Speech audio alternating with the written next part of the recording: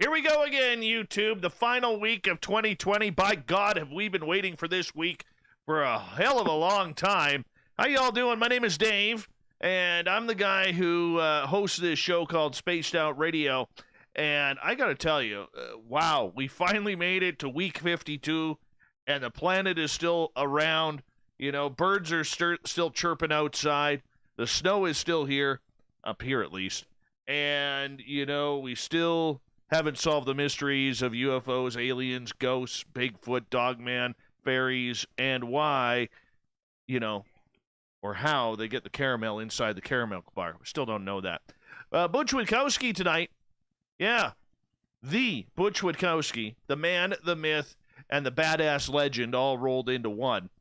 We'll bring him in here in a second. Let's give the roll call here. Hey there, Human Carl. How you doing? Not to be mixed up with Alien Carl. We got Human Carl, one of our favorite veterans who listens to this show. Let's give Human Carl a round of applause, people, because every veteran deserves that. Sukhvinder, welcome to Spaced Out Radio. You said good morning, so I'm going to assume you're in Europe. But welcome to our chat room for the first time. I see you're sneaking in to listen because your wife is at work and you're on holidays. So thank you so much for joining us, my friend.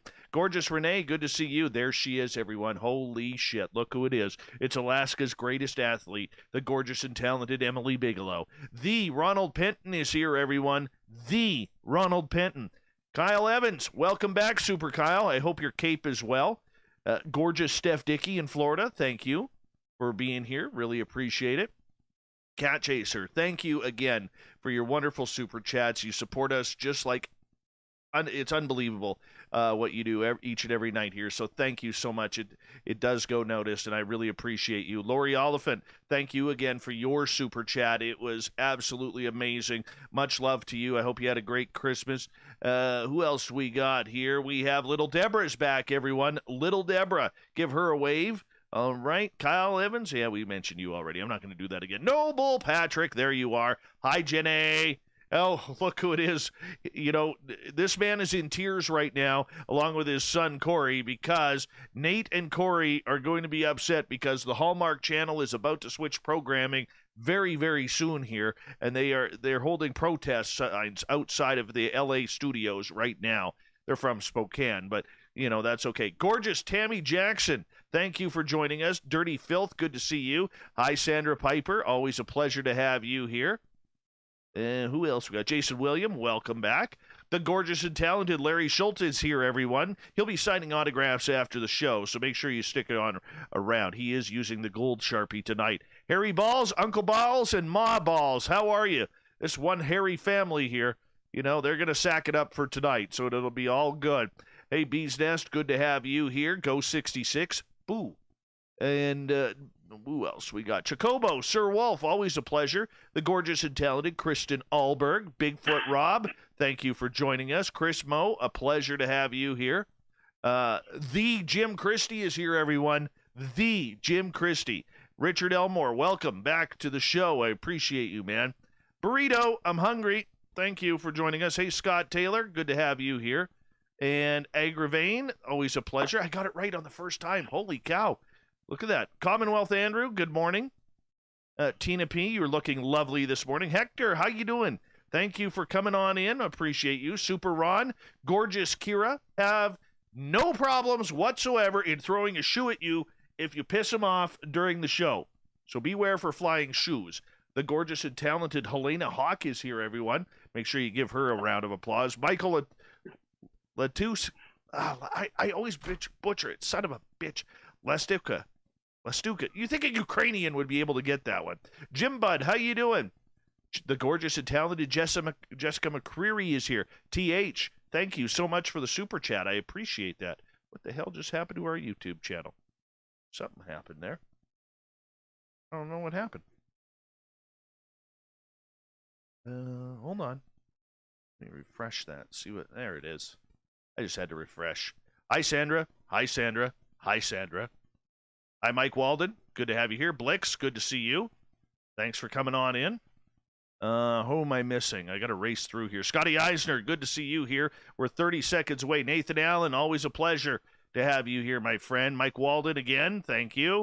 Where am I? got screwed up here. Lord of Land, appreciate you coming on in. Hey, we got a lot of super chats happening, a lot of thumbs up. Don't forget to hit that subscribe button. We are literally about 130 away from 10,000. Hi, Tim and Spreaker. And here we go, everyone. Let's have a great night tonight, okay? We're on in 5 seconds. Butch, stand tight. We're almost here.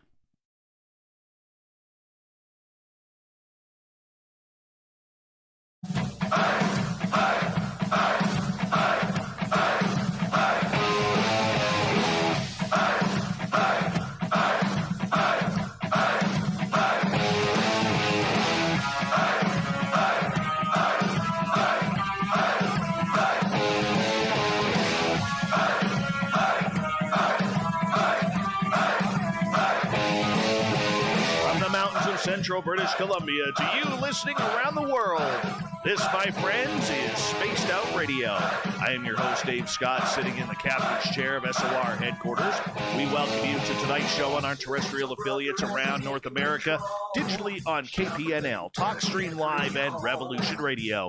If you want to take a listen to our archives, they are free for you by going to youtube.com/Spaced Out Radio.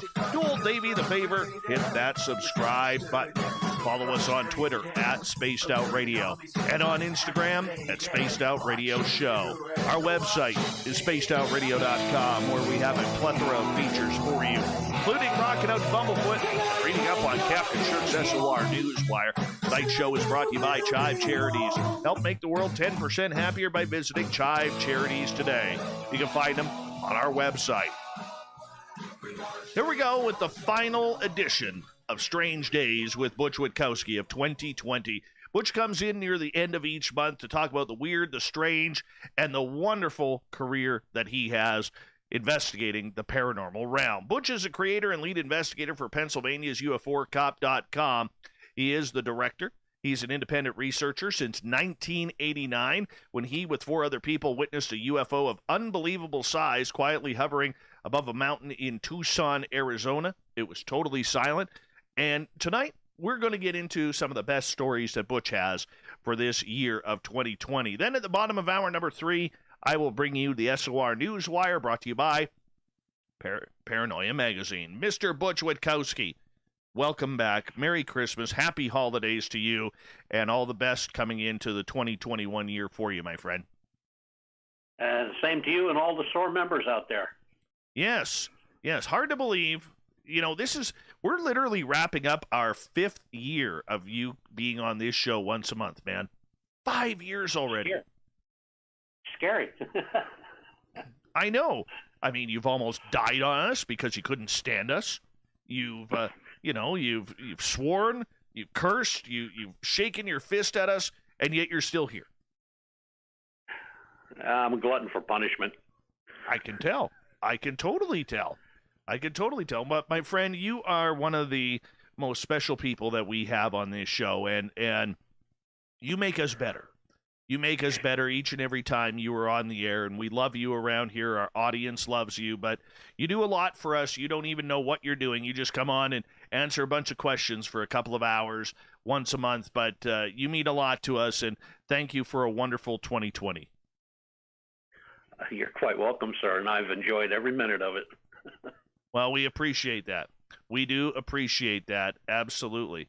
And, of course, 2020 coming to an end here. We're into the final week here, Butch. And I got to tell you, I'm happy to get this year over with, man. I really am. Man, that's 2 of us. I was watching my neighbor this afternoon. He was outside, and he was burning something on a little pile that he had in his yard. And I'm going like, what are you burning? He said, my diary for 2020. Oh, my goodness. Good boy. My goodness. Just right like that, eh? Yeah, he ended it. He said, I don't want to remember anything this year. I went, oh, okay. Show-wise, though, I have to say this. Show-wise, 2020 has been a fantastic year for us. Our audience has grown huge ever since we added a few radio stations in Mississauga, Ontario, Saga 960. We added another one in Bellingham, Washington. And I got to tell you, it's been a good year for growth for us in a very depressed market, and we have been able to with the addition of going live on YouTube, we've been able to really try and bring our show forward, and the people have responded, which is incredible, because I really thought putting my face on camera on YouTube would really cause a lot of people to go, oh, that's what that guy looks like? Yeah, we don't want any part of that. Oh my God. The only thing you need is a pair of round blue sunglasses, and you got it nailed. Why? I wouldn't be able to see, man. Yeah, you would. Oh, barely. But no, it's good to have you here again, my friend. Looking back on 2020, how would you describe this year in regards to cryptid paranormal research, considering the restrictions we had? I would have to describe the whole year as kind of weird. It started out with being extremely slow, and then it just picked up. But then it was, normally when it picks up, it's either UFOs or something paranormal or something crypto. But it was just like all things combined all at once, or combined reports where it was a UFO report and there was a crypto add-on to it. And then there was like these sporadic, a week off or maybe 2 weeks off, and then it picked right up again. And that's the way it's been all year. It has been that way all year. I've never gone over so many pictures and photographs since I've been doing this now for 30 years. And I mean, some of them are very good. Most of them are crappy because it's a cell phone. You know how they are. They are. And I would say if I had to split them all up into percentages, cryptos probably leads the pack. And that's everywhere. That's in Canada, that's in Mexico, that's in all the United States. It's everywhere. Overseas, and there were some mutilation cases. They were mostly overseas. It was just a combination of everything. Usually, it's not usually the way it works. Usually, you get hung up on UFO reports, and you'll just get one after the other, after the other, after the other, and it'll just go on and on and on and on, and something will pop in, maybe a paranormal case or something else. But it really just gets crazy. This year, it was everything, all the time, with a few sporadic 2 weeks off, or, maybe a week went by, you didn't get much. But it's just, I don't know if it's a lot of people are home or they're out, they just got to get out somewhere. So they're out in the woods, maybe locally, or they're, driving around somewhere, or they're watching the skies. And it's been exciting. It's been interesting. Got a lot of good cases. Then there's the historical cases that have had some action. The Dyatlov case, the Russian investigators that started their new investigation in 2019 came up with they died of hypothermia. Yeah, sure, okay, whatever. Sure they did. Uh-huh. But nobody explains the injuries. It was hypothermia. And, that was a little disheartening. But there's a Swedish team on the way up there to do some stuff, do some testing. But even the older cases are being picked up again. Some of the older paranormal cases, older crypto cases. But I'll tell you what, between Bigfoot, everything from orang pendek to Bigfoot. I mean, there's even people, researching Gigantopithecus. Now, that creature has been dead for many, many years. But, there's just a lot of people picking up on research because they don't have anything to do. They're most likely, if they're lucky, they have a job. But if they're not, they're sitting home playing on a computer, and they're doing their own research, and they're just, picking up on things. And because I've gotten a lot of emails on people saying, like, I'm looking for this, that, and the other thing. Where do I go to get that? Or is there, some kind of database I can check on, or, something like that, I was happy to help them. But it's funny. I think, and I was just talking to Lon Strickler about this the other day. I think you're going to see not a big surge, but you're going to see a surge of more people interested in the cryptozoology end of it and the UFO end of it. Not so much paranormal, although there's a lot of shows on right now about paranormal. So I'm not much on shows, but the interest in ufology and the interest coming up in cryptozoology, especially Bigfoot, bipedal canines, anything, rakes, anything running around in the woods. And people are doing a real good job with it. I mean, I've gotten some really good questions and some really good information from people. And it's amazing that a lot of these people that have gotten into this over this last year have don't live very far from a wooded area, or they're following up on old cases from their area. And that's pretty cool. I like that. I like to see people get engaged. Butch, this was pretty much the year of the UFO for about the third year in a row, but we all of a sudden saw a real shift back into Sasquatch in popularity. You've been around long enough to know that all of these topics are quite cyclical, but, in the ufology there, where we're all scrambling for some sort of government disclosure that'll never come, did we get any closer, do you believe?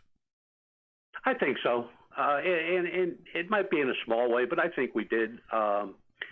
Those outrageous stories that you used to hear about ufology, and the outrageous stories that you used to hear in Bigfoot, they've pretty much gone away.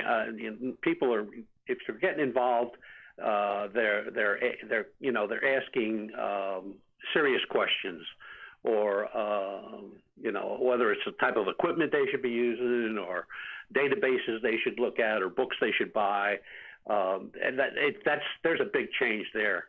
And it's like I said, it's been exciting seeing the new people coming on. We've brought on some new members. The Fortean team has brought on some new members. We're trying to get a Fortean team member in every state. I don't know how many we got covered now. I think it's 15 or 16. But once that happens, then it'll be a lot better. And working with teams is really neat, because you don't ever have to sit here and struggle on your own. I mean, if you come up with an idea, or somebody gives you some information on trail that they found, or footprints that they found, or hair, or whatever, and they just need guidance what to do from that point on, there's so many people you can deal with right off the get-go. Like if I get a case in Georgia or North Carolina, I have somebody there that I can contact, and that's just the way it is.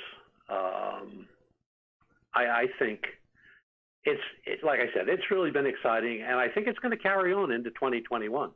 We've been so focused on the science the last couple of years and the government knowledge in ufology, and I know I've asked you this before, but do you think, and I noticed this too near the last couple of months, but finally it seems the experiencers are starting to come back out, showing themselves that, they're players in ufology too. Correct. Yeah. And that they are. There's been not a whole lot on my end, but there have been, I've noticed there have been maybe half a dozen or so just recently that just popped up, and in the Pennsylvania area and New York State area. And that was strange to me, because that's kind of like a private thing with people. They'll hook on with one researcher or investigator, and they'll stay with that till the end. But now they're putting that information out, and they're looking for other people's input in what could have happened, or what may have happened, or did we ever have anything like that? In research that we've done, and that's exciting, I think, because there's a lot of people out there that have an experience to share. And like you said, they just started coming back. They were gone for quite a while. I mean, to find anybody talking about their experience or an abduction or anything like that was rare. And it's just like, I would say the last year and a half that those things are starting to pop up. But the stories seem more real. They don't seem to be that far-fetched anymore, you know. That's one thing that I have noticed, Butch. Yep. Yeah, I mean, some of those stories years ago, and not too distant years, were so outrageous. I mean, you could take the book off the shelf in your library and look at it, and they're reading off the book verbatim of what took place. Now there's stuff that's I've never read in any books. They're just it's kind of weird because, you know, there's always that fortune and glory crowd, you know, and they've kind of fallen silent too. But then again, one of the reasons they've fallen silent, all these conferences that were going on all year long have gone. They're not there anymore. You know, people, first of all, don't have the money to go to them. Second of all, they you know, with all this COVID stuff, they're not having them. They've been canceled. So all the big players in those genre, you don't hear from them anymore. Now you're hearing from the folks that would be asking those questions at a conference, and they don't have a conference to ask those questions at. So now they're searching out. You know, they're looking for people on the net or you know, contact. And it's really a lot has changed in the last year. A lot of it for the bad, but there's a lot of it for the good. And I'm just happy to see that there's a lot of questions being asked now, and people are following up. And you know, before, if you talk to somebody, you know, you probably never heard from them again. Now, you know, it's like, you know, my cell phone goes off or the home phone goes off, and you know, I've been talking with a couple of people now a couple times a week. And yeah, I'm guiding them through what they're doing, but again, they're doing it on their own. I'm not there. So you just give them what you can, give them the information they need, help them out where you can, and let them run with it. And who knows what they're going to find. I want to ask you. There's plenty out there to find. I want to ask you, as we got about 6 minutes here before we hit the break at the bottom of the hour, regarding, you know, sticking with ufology for a second, but you heard the story about the Galactic Federation from the former head of security for Israeli Space Agency, Haim Eshed, who said that there's this Galactic Federation that won't allow aliens to come down here. And we're going to talk about this with R. Keith Andrews later this week, but I'm curious your reaction to that when you read that, because I think, you know, it really threw another wrench in this entire weirdness we call ufology. Yeah, it did. Well, so did To the Stars Academy. That was another throw a wrench in there. But we'll see where it goes. I mean, a lot of people say a lot of things, but you know, they've got to kind of really, you know, put up or shut up. You know, when they had all the stuff going to Washington, when they had the big crowd of all the researchers and investigators down in Washington, D.C., in front of all those old senators and stuff, you could tell that nobody believed the word they were saying, because they was just talk. I mean, there was no proof. The Navy, you know, those photographs came out, those combat photographs, but and now there's more stuff supposedly coming out, I believe in February, where a pilot on a military transport, it wasn't a fighter plane, but a military transport, was doing some weather stuff, and he has some documented stuff. He is not in the service anymore. He's not under any stringent keep your mouth shut type of deals. So he said he's going to publish this stuff. So looking forward to that. But, you know, right here where I live, you know, I walked outside one night just a couple weeks ago, and I looked up, and I'm looking at 7 or 8 orbs, you know, all over the place. You know, they're not in any type of formation, but they're zipping here and zipping there, and they get together, then they come apart, then they go up, then they go down, and then after I watched them for about 10 minutes, and it was a clear sky, and after that short time period, they just like all went away at one time, gone. So what do you think that was? Well, I think it was our space brethren, of course, but there's so many UFO reports. I mean, they're all over the place. I mean, they're when I look at different databases where they might have had 10, 15 around the country in a week, have 50, 60 reports in a week. Now, what that means, I have no idea. Of course, you always have the certain individuals in the UFO community that say, well, they're getting ready to come down and talk to us. I'm going like, yeah, okay, whatever. But and again, I think a lot of it has to do with people are home, they have nothing to do, so they're looking, they're researching, they're doing whatever they have to do, and they normally wouldn't do it before because they just really didn't have that kind of time. You know, they worked, this, that, and the other thing. Now they're home, and I hope they keep going. I'm loving all the information. It's just great. Well, I mean, the shift in ufology, you know, really has come off a lot of the researchers. And, you know, you mentioned the Stars Academy, and I only want to talk about 2 minutes with this, as that's all we have till the break. What do you think happened there?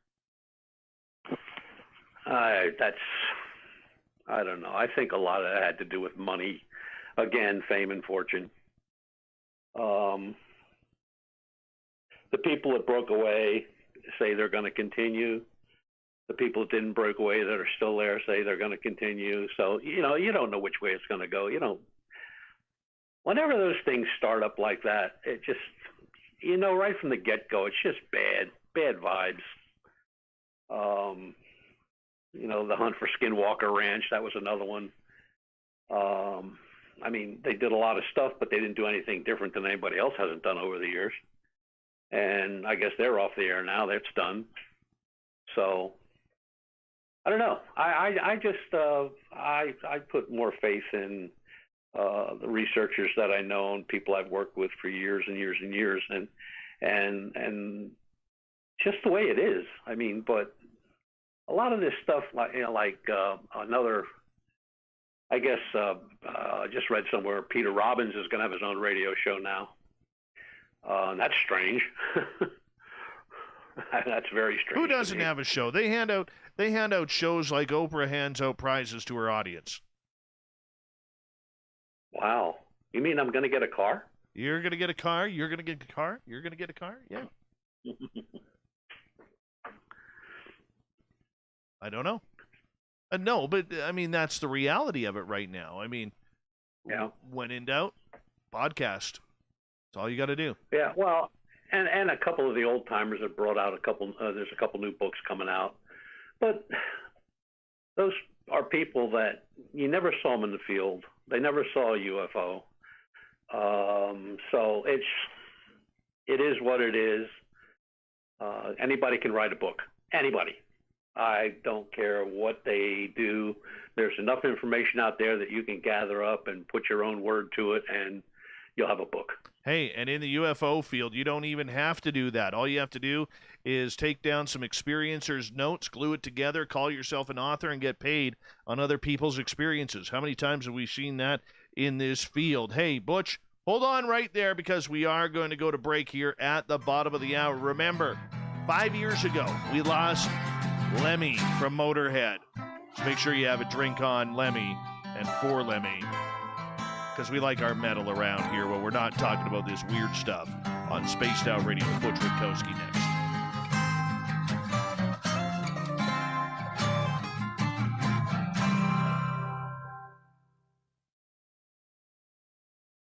All right, we're clear.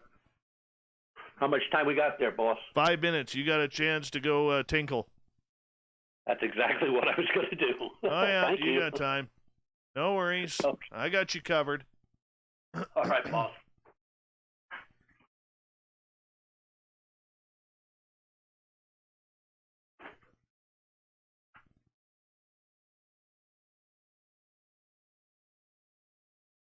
All right, quick question here. Adam. Dave, the word Squatch discredits all of the research done on this bipedal hominid. Why doesn't Ancient Aliens totally negate any research in the UFO field? I don't like Ancient Aliens. I think they're. I think you know. I don't like it. I don't believe their research. That's just me.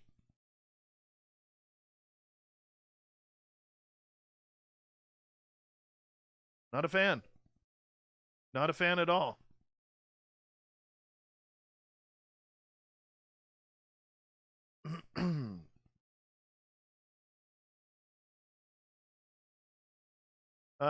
Cat Chaser. Dave, tell us about your 4 nights off. Well, on Christmas Eve, well, we did no, we didn't do the show. I literally wrapped presents and exercised my right as Santa Claus to share the cookies with my dogs. Let's see here. Hey, Duke, how you doing? On Saturday, woke up, opened presents with the fam, and had a good turkey dinner with a couple of friends coming over that night. And what did I do that night? Nothing. And I slept. And then I woke up on Boxing Day, the 26th, at about 11 in the morning. And I was going to go out and do some snow blowing in my driveway. And then my pajamas just said, no, we're way too comfortable. So that's what I stayed in. And I was up until, that was Saturday. I had to do the website and my blog. So I got to bed about 2 o'clock in the morning after going into my studio about, 10 o'clock. And from there, yesterday, stayed in my pajamas all day, did nothing. And today, I did, what did I do today? I did the Thought of the Dave. I ate dinner. I ran to town. That's about it. I showered. That's about it. Hey, Butch, how you doing, man? I'm good, sir. I'm good. Absolutely. Hey, Trust, welcome back to the show. Hello, Neil Jones. I'm quite certain that there's another world invisible, mostly within our own world, which at various times in any place. You know what? You may be right on that, man. You may be right on that. Hey, Spudgerino, how you doing? Good to have you here. I have a German Shepherd and a German Shepherd Cross. But they're both older, they're slowing down, but they still enjoy the snow like puppies. We got about 2 minutes here, Butch. Got it. Nucker, I got a signed Gordie Howe puck for Christmas. I have a couple Gordie Howe signed books. Yes.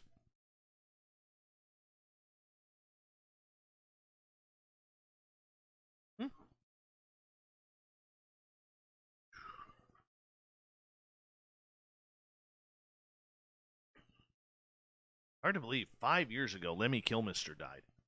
Wow.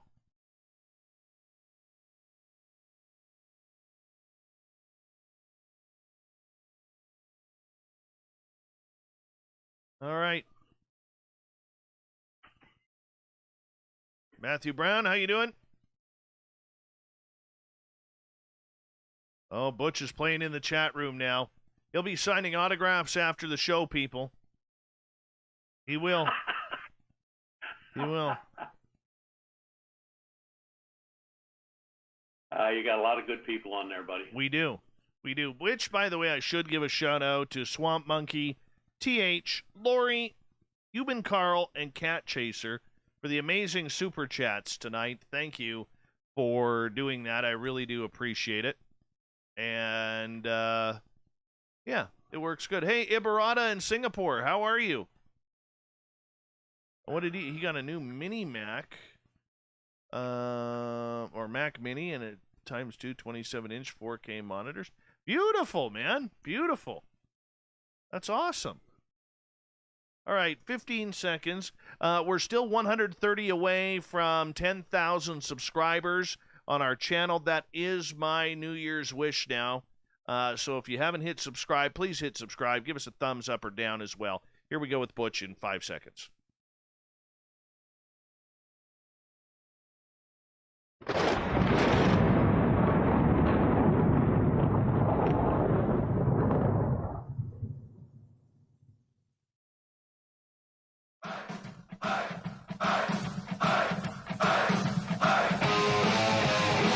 Second half hour of Spaced Out Radio is underway. Here we go with Butch Witkowski's Strange Days tonight. Before we bring Butch on, I want to remind you that if you've missed portions of this show or others, check out our free archives by going to youtube.com/Spaced Out Radio. Do me the favor, hit that subscribe button. Our website is spacedoutradio.com, where we have a plethora of features for you, including rocking out to Bumblefoot and reading up on Captain Shirk's SOR Newswire. Follow us on Twitter at Spaced Out Radio and on Instagram at Spaced Out Radio Show. We continue on tonight with Butch Witkowski. Strange Days. It's a final appearance of 2020 for Butch, and we're always glad to have you here, my friend. Thank you for joining us. Oh, absolutely. Trying to make a push. See if before the end of the year, Butch, that we can hit 10,000 subscribers on our YouTube channel. That was my goal. I'm 130 shy right now. 130 shy. Oh, you'll make it. You'll make it. I hope so. We're coming down to the deadlines here. You know? Like, you know what? With my luck of 2020, I'm going to end at like 9,997 or something like that. Well, 9,999 would be even worse. True. Actually, no, because I would totally make a fake account and make that happen. Right there. I would totally do that. I would have no problem doing that. If I'm that close, I'm going to cheat. You know, that way I could give away a T-shirt and stuff. But, you know, at 9,997, you can't cheat. Because then you got to create 3 new emails, and then it just looks bad. It's tainted at that point. But no, seriously though, if you're listening to this show and you've checked out our archives and you haven't had the opportunity to hit that subscribe button yet on YouTube, just go to youtube.com/Spaced Out Radio. We'd really appreciate it. Thank you so much. I do appreciate that. And moving on here. 2020, of course, was a very tough year because of the lockdowns, and hard to get to places, Butch. Hard to get to places. And, you know, how did this change your way of investigation on these topics while being locked down? Well, a lot of it had to be done, you know, on the computer, by phone, a couple in person, but mostly by phone and internet, emails, snail mail. It was a real pain in the butt, but it got I got used to it after a while, and we're still on lockdown here in my county. But it is what it is. I mean, you know, what are you going to do? I mean, it's not like I can just tell everybody to, you know, let's pack up and go, because there's a lot of places that aren't accessible. You just can't get to them. They're either in lockdown or they're closed. Like a lot of the state parks are closed, and we have a goodly amount of expeditions scheduled as soon as it, you know, turns in our favor. But then we've, you know, last week and the week before we had really terrible cold, and we had a good snow, 12 inches. So that's gone by now, because now the temperature today was like 45. So it's just been a weird year for investigation and research. I tried to catch up on, you know, some of the shows, the newer shows that were on. Nothing really, you know, pressed my button, but I just started looking into the older cases and, you know, getting files straight and documenting things that I've been promising myself to get done, and got that all finished up. Looked into some older cases. The one that was really bugging me for a long time, and I just couldn't get anybody, and I finally did get somebody, was the mutilations of horses over in France. And it seemed to like that quieted down now, probably in the last 2 weeks. What was happening there? Oh, they were being mutilated horses in France, which is just odd because France never, ever, ever has anything like that. And they were being mutilated just like cattle. And there were like the last count, I think there was 34, and at first they thought it was just a bunch of clowns running around doing it, but again it was the same thing, no blood, the same parts missing, and it's just weird. But it seemed to settle down now, because I did get hold of a researcher over there, and hey, he said, hey, we haven't had anything, we're still looking. But I'll tell you one thing they did that was never done here, where here you would get somebody reported to a sheriff, a farmer would report to a sheriff, and the sheriff would go out, and that'd be the end of it, or a veterinarian.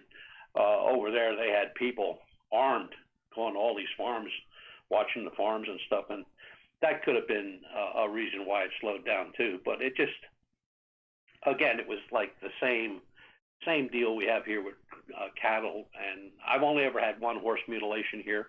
That was in South Dakota, and we had cats at one time over in England that were being cut in half.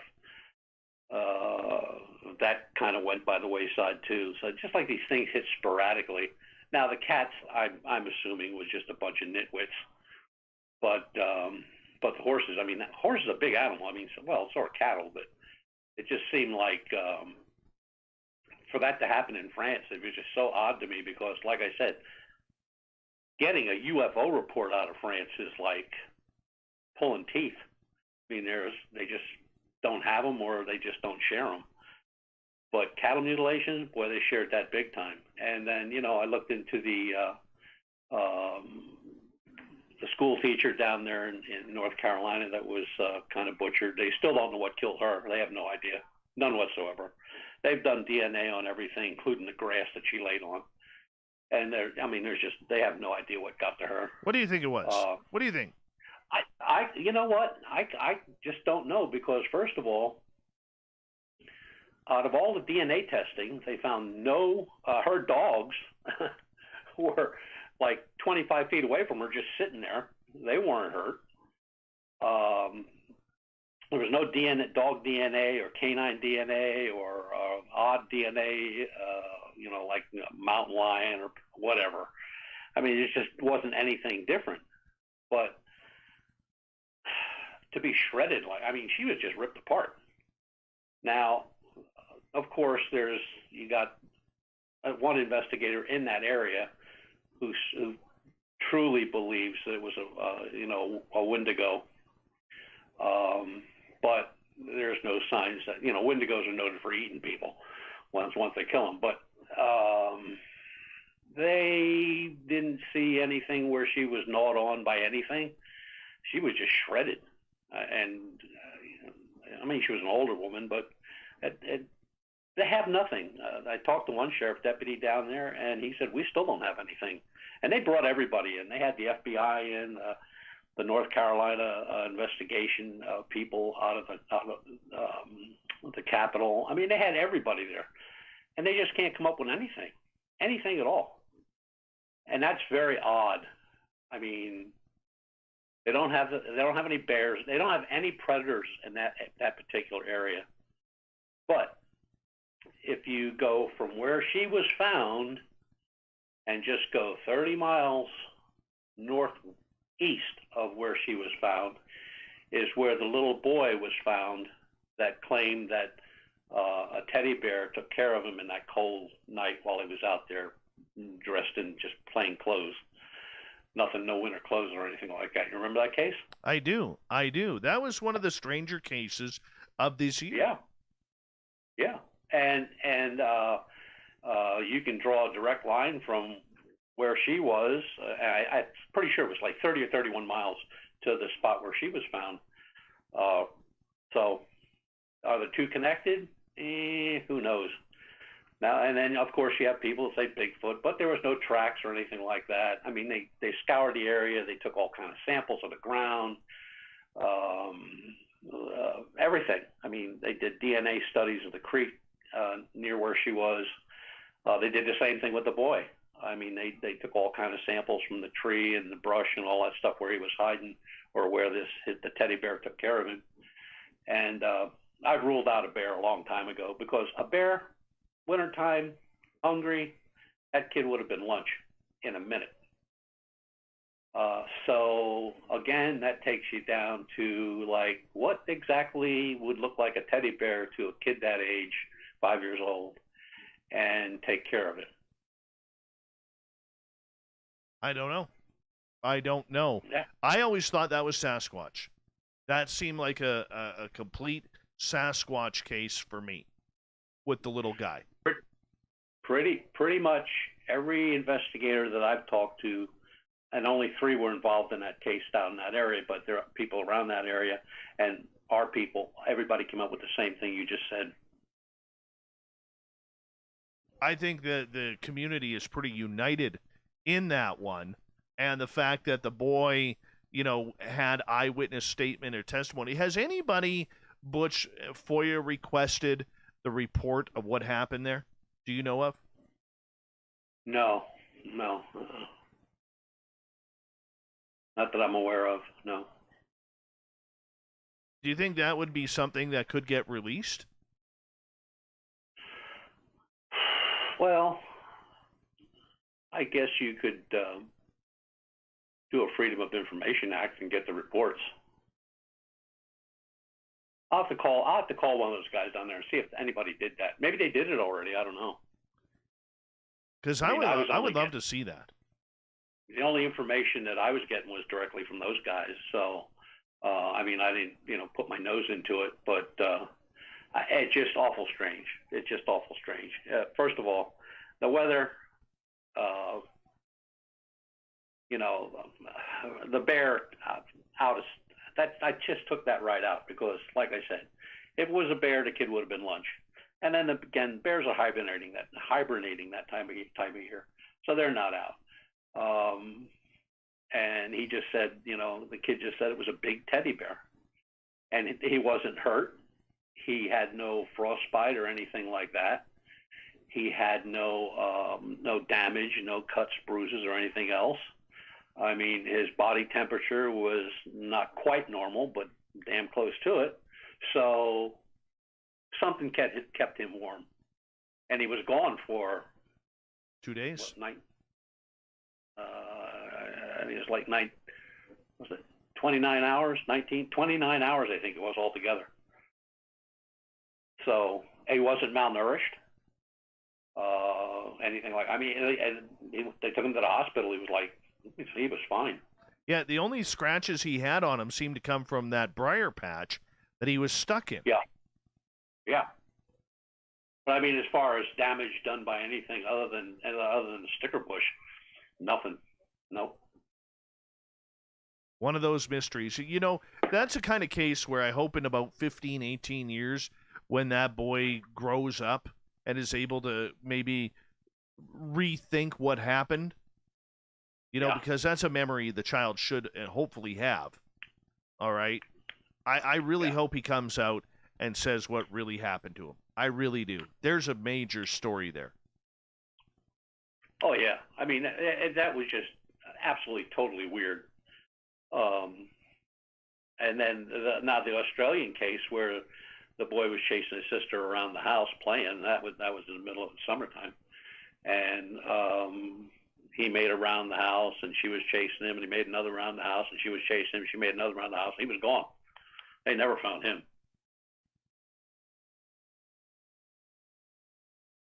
Yeah. The neighbors saw him playing in the yard with his sister. He was running past the window where his mother and grandmother were, right at the window watching him. And he went around the house, and that's it. He's gone. Never found him or anything of him. It'd be interesting. That's right out of what David Politis does and what you do in looking for these strange cases that are out there. I still think, and I know we've talked about it ad nauseum here, but I still think every time we hear of one of these cases, I think that person has gone into a different portal. I really do. Well, 6, 7 years ago, if you would have mentioned portal, people would have thought you were loony. That's gone by the wayside. Now people are really giving that consideration. There are even some scientists that are looking in to how they could open up a black hole, and they say they can do it. Now, not to any great extent like you'd see out in the universe somewhere, but they think they can create a black hole. And then, just like the one researcher said, he said if there's a black hole, he said there's got to be another dimension. And of course, with all the missing people that I've looked at over all these years, I mean, they got to be going somewhere. I mean, there's nothing's ever found of them. I mean, they just vanish off the face of the earth. And that's it. They're gone. And then you have military stuff in the military that happened. The pilots that landed in the desert, and the rescue team gets there. The plane's fine, plenty of fuel, starts right up, and they can see the footsteps walking away side by side off into the desert, and they just stop. That's the end of them. They've never been found either. Just too many things. I mean, you have whole villages that disappeared over time. Don't know. Just so many things out there that you want to know, but it's like beating a wall. I mean, you can't get any further than what you got. I mean, that's it. And you try to pull all the angles together. This could have happened. That could have happened. So you get left with a headache and looking kind of dumb because you can't figure it out. Oh, I hear you. We've all been there. But, a lot of these cases that we are seeing of these missing people, some of them show back up. Some of them do not. Some of them are gone forever. It's easy to throw out the aliens, cryptids, portals type of conjecture without any proof or knowledge of it. However, the simple answer is, did somebody watching these children come up and kidnap them? I mean, it just seems a lot more logical. Well, yeah, that would be the easy answer. But in the case with the kid in Australia that was running around the house, the neighbor was watching him. Mom and grandmother were watching him. The sister was watching him. He was right behind her. She turned the corner and ran past the window, and he didn't turn the corner. Now, down the street, or the next house down from where they were at the grandmother's house, the guy's cutting the lawn. And he's watching them. He didn't see anything. There's no houses on the other side of the street. It borders, well, what we would call it a state park. They just say it's a wild area. But it's like, investigators chalk that right off because there's a certain type of a bush. I don't remember the name of it, but if you get scratched, you can really get really nasty, sick from it. And they surround that whole park area, and they're like 6 foot off the ground. And there's no way that he could have got through there. And in that whole area, 50 miles, there's only one pedophile that they knew of, and he was at work, so wasn't him. The people that lived on that block or that road said nobody went up and down the road in a vehicle. So it's just another one of those cases where, everything that you think could have happened didn't happen. And then when you have witnesses, I didn't see anything. Nobody went up the road, nobody came down the road, and there's a guy cutting his grass. He's like 50 yards away. He didn't see anything. So, like you said, did he run around the corner and run into a portal? Could be. What's the chances? What's the chance? Yeah, what's the chances of that actually happening, though? Well, I have to go back to Sasquatch. Look how many people have seen Sasquatch and he vanishes. Or there's a flash of light and he vanishes. Or there's a flash of light and he appears. Where's he going? That light flashing just makes me crazy because up until about 6-7 years ago, you never heard anything like that. And then it was and it was good researchers that were out there that were reporting that stuff, where, you know, they saw something, they were setting up the camera, and they still had it in sight, and then there was a flash of light, and it was like it was never there. It was just gone. Hard to believe. It really is. And trust me, dude, I want to believe.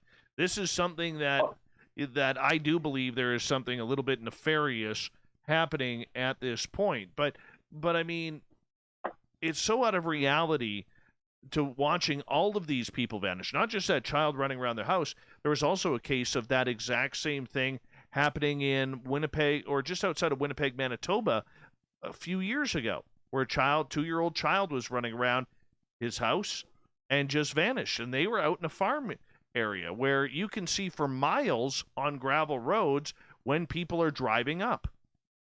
Just vanished. Never to be seen again. Oh, man, I'll tell you.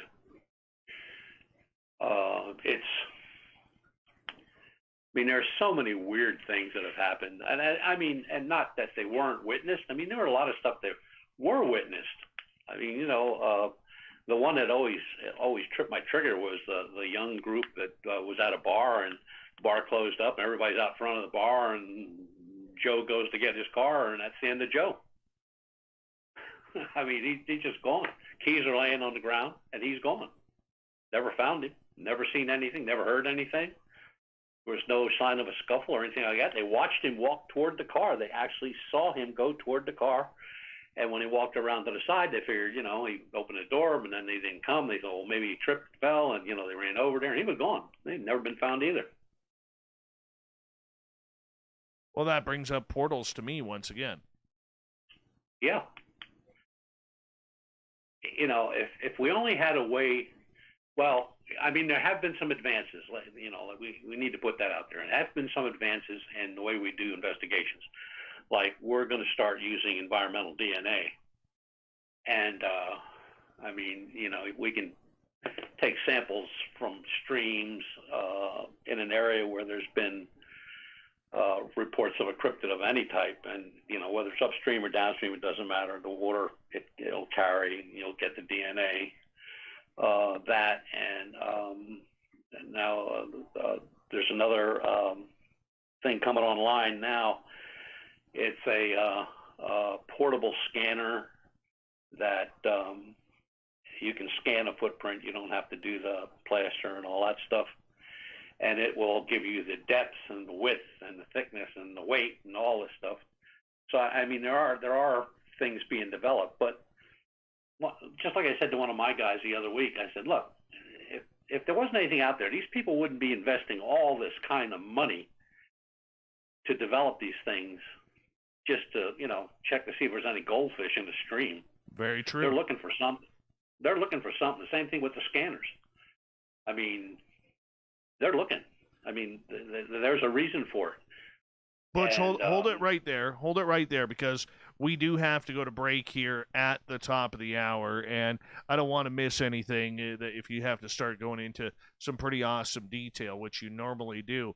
So I'm going to get you to hold on. Butch Witkowski, Strange Days. It's the final appearance of Super Butch here before we say goodbye to 2020 and hello, Butch, in 2021.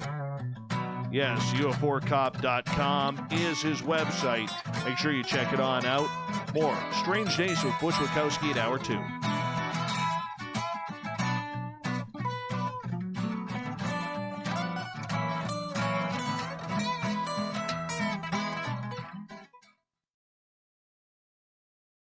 All right, bud, we got 6 minutes.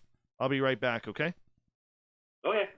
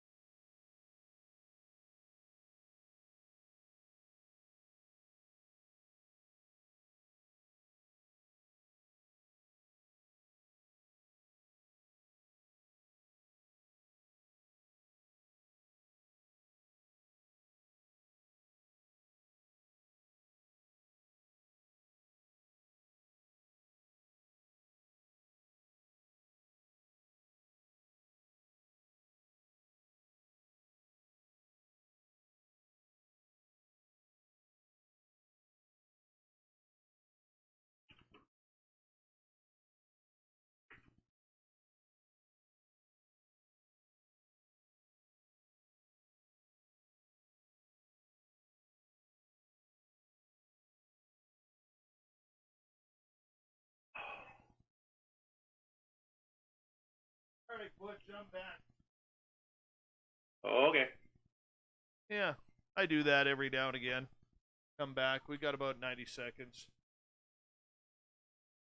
Hey, Mark Ellens, welcome. Kevin, welcome welcome to the show.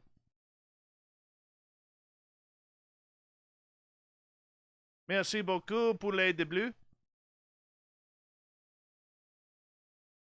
Zenzabil, good to have you here, man.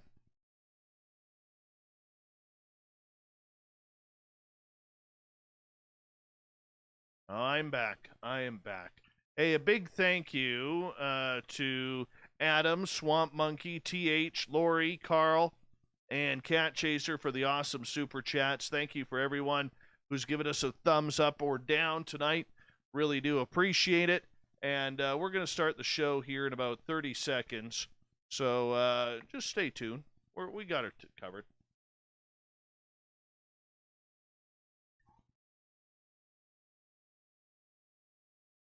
Oh, my neck is killing me, but that's okay.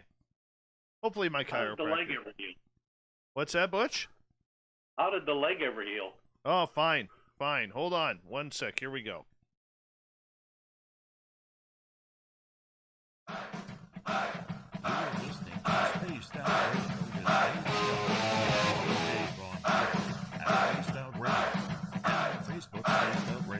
Hour number 2 of Spaced Out Radio is now underway. Thank you so much for taking the time to join us. We really do appreciate it. My name is Dave Scott.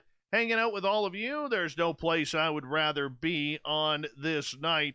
We want to welcome back everyone listening in on our terrestrial affiliates around North America, digitally on TalkStream Live, KPNL, and Revolution Radio. Remember, you can check out all of our archives for free by going to youtube.com/Spaced Out Radio. Do me the favor, hit that subscribe button. The Desert Clam has set the password for tonight in the SOR Space Travelers Club. Yester Tempest is your password.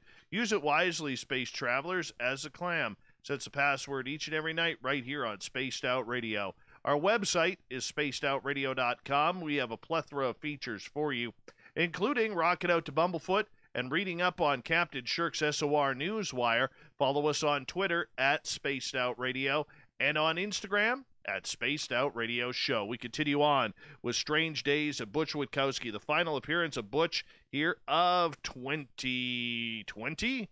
Butch, welcome back. Yes, sir. Almost got excited and said 2021 there for a second.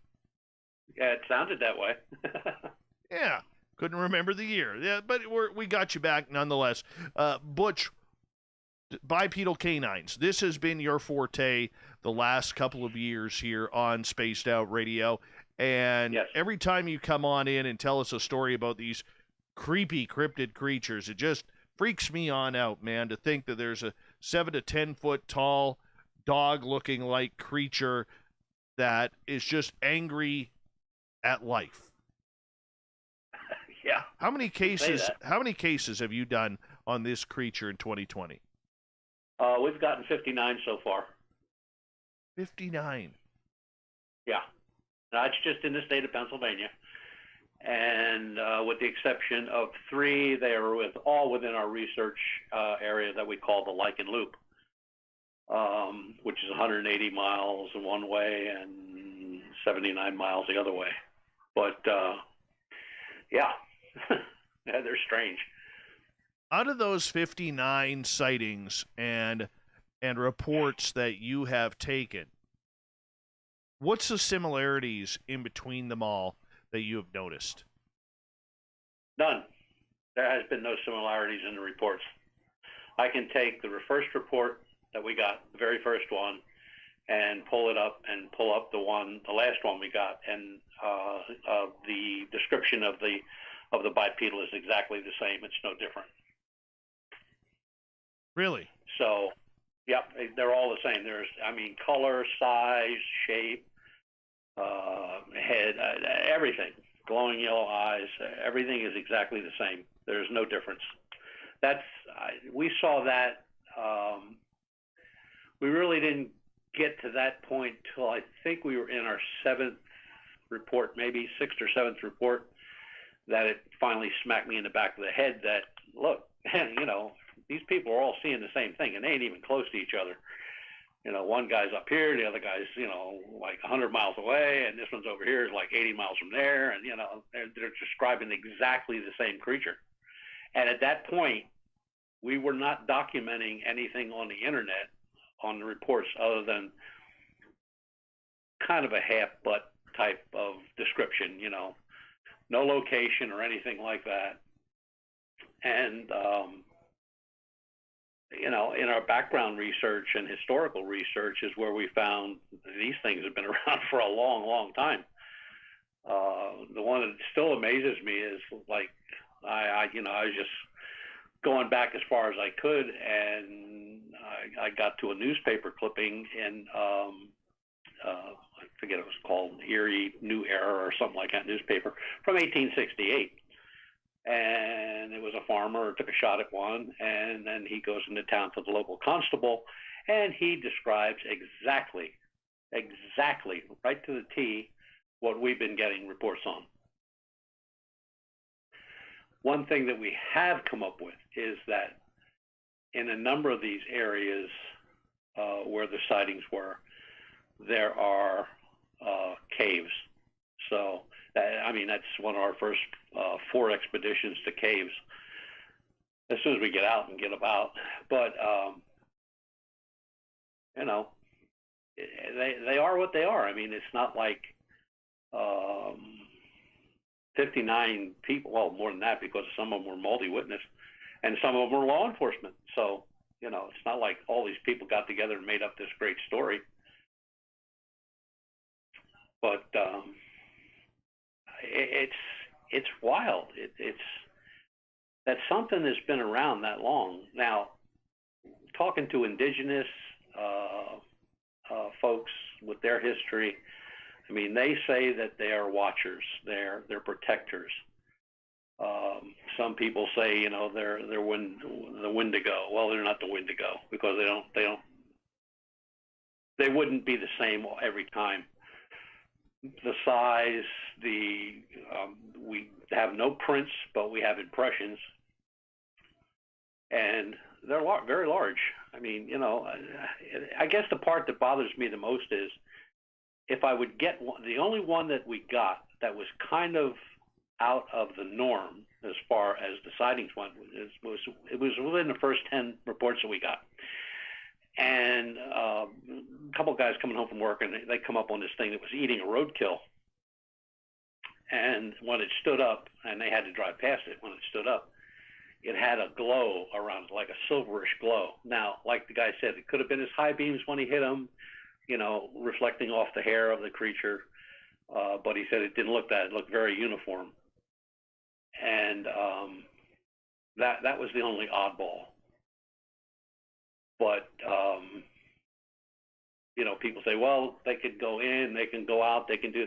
Well, if that's the case, why are they eating a roadkill? Why do they have to eat? Right? Well, if they're hungry, why wouldn't they eat? Yeah, but I mean, if they're interdimensional, why would they need to eat?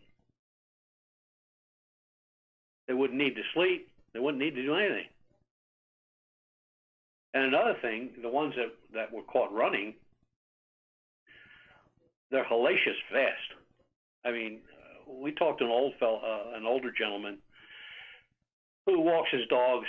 He's right down from where we had our very first 2 sightings. He lives in that area. And he described, not as good a description as we wanted, but he said he sees this very large man who looks like he's wearing a fur coat running through the woods at the top of a hill. He's on the road with the dogs, but there's a hill, a little field and a hill that goes up into the woods, and he can see him running along the woods. He said he's seen him twice so far. And, you know, his description was, I think he was wearing a fur coat, but he was tall. He was really tall and muscular. Well, that's exactly what we're looking for. So we'll be making another couple trips back in that area. But it's, you know, when you get into these areas looking for these things, I mean, the whole forest goes quiet. I mean, it's just nothing. I mean, we're in 16,000 square square miles of 3 game lands that meet, and there's all kind of. I mean, they got coy wolves, they got bear, they got everything that flies, crawls, walks, or whatever, and we don't hear a sound, not one sound, not a peep, not a chirp, nothing. And that was on a full moon weekend. So that's kind of spooky. I got to ask you, in regards to the 59 encounters that people had, how close were they? How far away were they? Was each case different? Yeah, I would say that, yes. You have one gentleman that was out hunting birds near a swamp area, and he walked up on one. So I said, well, how far away were you? He said, 10 feet. I said, then what happened? He said, I was going to shoot. And here's another thing. The ones that did have the encounters that were close, where it walked out on them or it was following them through the woods or whatever, all had the same thing, whether they were armed or not. Like, don't do anything dumb, you know. Like, the one guy had one in his rifle scope. He said, I could have took him out in a heartbeat. He said, but I couldn't pull the trigger. It's just something like they get this thing in their head where you pull that trigger and things are going to get really bad really quick. And he stayed up in that tree for like 4 hours till it went away. And then he got down and got in his truck. And they went down to the local game station, and they said, oh, yeah, it's a big dog. We've seen them running around here. They ain't no dog. First of all, they've never been seen on all fours, ever. Now, dogmen, different story. They're seen on all fours. They don't look alike. They're not as tall. They're not as muscular. They have tails. Excuse me. They have tails. Sometimes they're said they have glowing red eyes. They're multicolored. These are not multicolored. These are extremely dark brown or black. Like I said, they've been seen by law enforcement. It's just weird that somebody said to me one time, they said, well, do you think it's just one? Well, yeah, I guess it could be just one, you know, in a certain area. But when you look at the history of the ground of that area, in that Lichen Loop, it's nothing. I mean, it's loaded with Indian burial grounds all over the place. And at one point, Pennsylvania had no white men in it. It was all indigenous. So you had these huge tribes, you know, like 7 or 8 different tribes living in Pennsylvania, especially in that area. And they were all at war with each other. So there's burial mounds everywhere. And it kind of leads me to, you know, what the indigenous out in Oklahoma told me, that, you know, they could be watchers. They ruled out Wendigos. They said, you know, they're there to protect the grave sites. We couldn't find any reports as far back as we went, even outside the loop, back in time in Pennsylvania, where anybody was ever hurt, injured. They just kind of walk out on you, like you're in the woods and you're walking along a trail, and they'll walk out in front of you or behind you. And they just kind of just stare you down. And we only had one report, and that was 3 couples that were on where they live is like a cul-de-sac, and then there's a walking trail behind this cul-de-sac. So that they just every now and then go for a walk, the 3 couples. And they went around the first turn, and this thing walked out of the woods and just stood there, and the lady freaked out. I mean, the one lady, she went ape. And it growled, snarled, and started walking toward them, showing aggression, and they just hightailed it out of there. That's the only report of any aggression shown, with the exception of the guy in the tree, the hunter, where when it first walked up to the tree, it must have caught him downwind, because it got below him and looked right up, and it didn't growl. It just kind of like a low murmuring snarl, and showed some teeth. And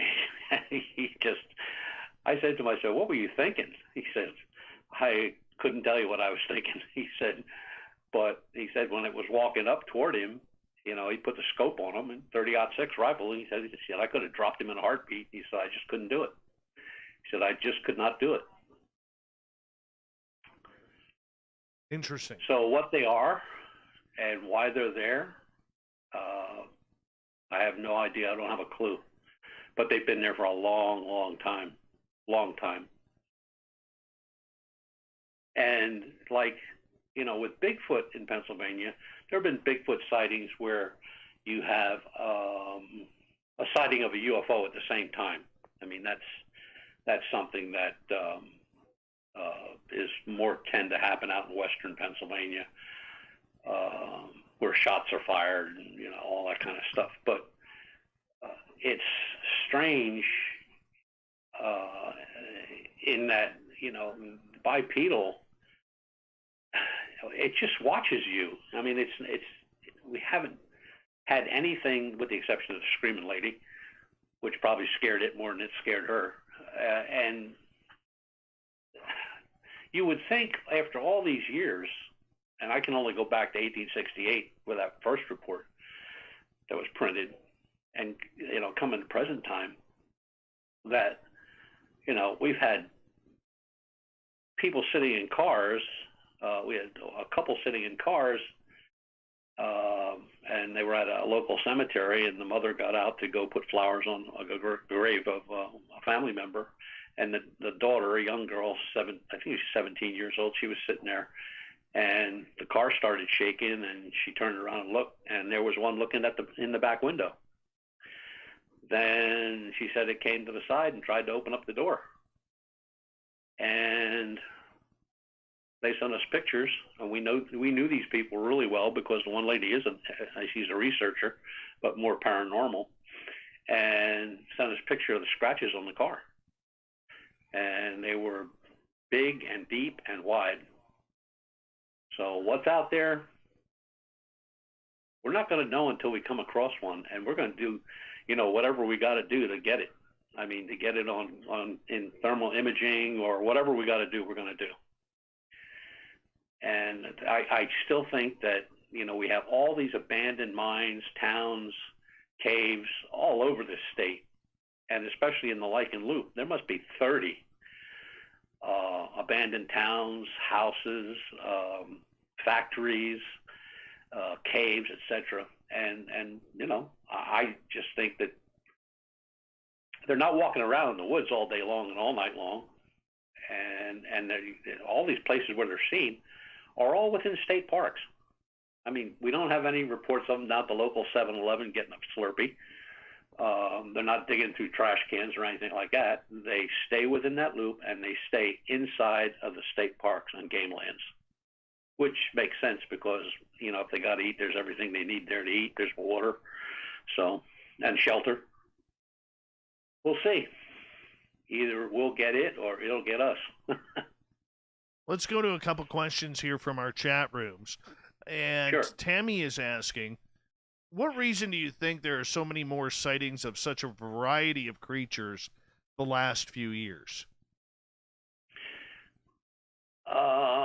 Well, I'm going to say that I would probably say that 50% of those are valid sightings, and the other 50% are probably misidentification.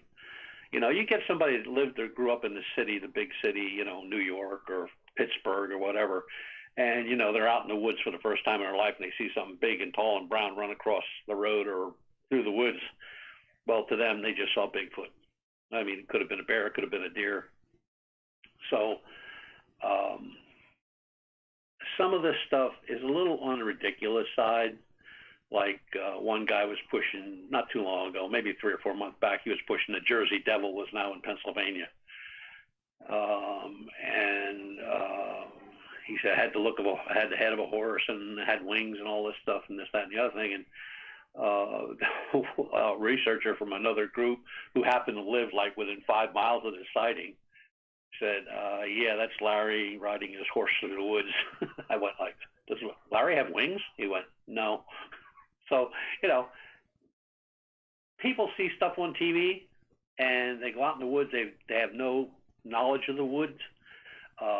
You know, if I'd send them up to your area, they'd probably be dead within a week or less. Mm-hmm.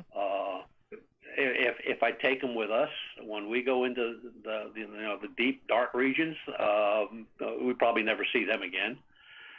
So when people start telling me the way the creature acted, the way it looked, then I know they saw something. And, you know, when they give me the description and the location, everything like that, you know, and I might have another sighting or another report, maybe just a few miles down the road from where they saw this. And we finally, after all this time, have a couple of law enforcement officers that work in those areas that are helping us out, which is great. Before that, you know, I could go in there and throw cash on the table, and they'd look at me and go like, "That's a bribe." But you know, we got a sighting of a rake, but we can't get in there because the park's closed, and it's multi-witness sighting. Now, what they're seeing, I have no idea, but what they're describing is a rake. Now, do I believe in rakes? Not a chance. I'd have to come upon one and look at it face to face before I figure that one out. But now over in Europe, rakes are pretty common. They're as common over there as Bigfoot is out in the Northwest. Follow up from Tammy. What creatures do you think are real then? Bigfoot, Dogman, but what else?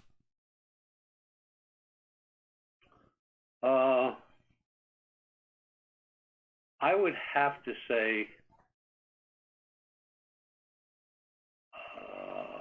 mountain lion, which is not supposed to exist here in Pennsylvania. Bigfoot, bipedal canine. I'm not too sure about the rakes yet. I still think that's an old wives' tale that just got cranked up. Large birds, but again, they're just reports. There's no photographs. There's no really good information other than, you know, somebody saw something fly above the trees. Well, most people couldn't tell you if a plane was 1,000 feet off the ground or 10,000 feet off the ground. But Bigfoot, bipedal canines, yeah, there's something out there. I mean, I just can't believe that with all the prints that have been taken over time, that there's some clown walking around out there with Bigfoot strapped to his feet and walking around stomping here and there. And especially, you know, like up in your area. I mean, there's great photographs of stuff up in there. But, you know, until we have proof, DNA or a body, it's just an investigation. You know, it's just research. I mean, there's so many. I mean, look at all the expeditions that have gone over to Nepal, you know, looking for Yeti. I mean, that's expensive stuff there. I mean, these guys are carrying, you know, hundreds of thousands of dollars worth of equipment, and they're not getting any more than we are. Very true. Now, you know, when you have a person that's face to face with something, whether it's a Bigfoot or a cryptid, I mean, you can tell just the way they're talking to you that it's not a story, it's not BS. This happened, they saw it, this is what they saw, and that's it, done. And you just can't go out there and say that everybody you've talked to is a liar, you know, or they're making up a story, they want a television program or something like that. That just doesn't happen. And on that note, Butch, I'm going to get you to hold on right there because we are going to go to break here at the bottom of the hour. Butch Witkowski's Strange Days, final appearance of Butch here on Spaced Out Radio in 2020. His website, UFOcop.com. We'll continue the strange monster talk with Big Bad Butch right after this on Spaced Out Radio.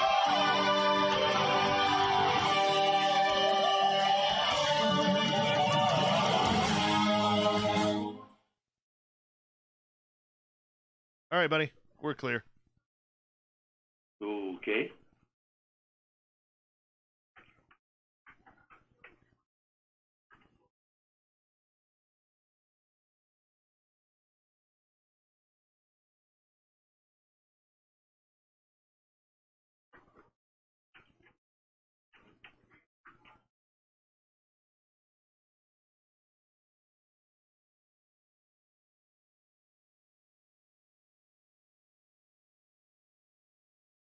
Oh, look at that. Butch Witkowski, Josh Gates is a real deal.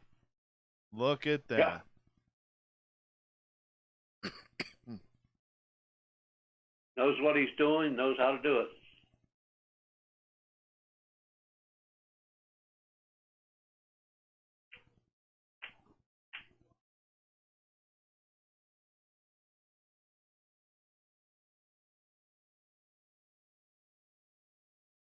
Well, I'd like to know what their show budget is.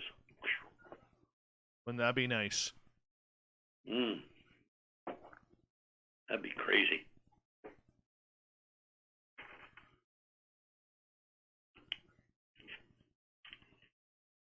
Ugh.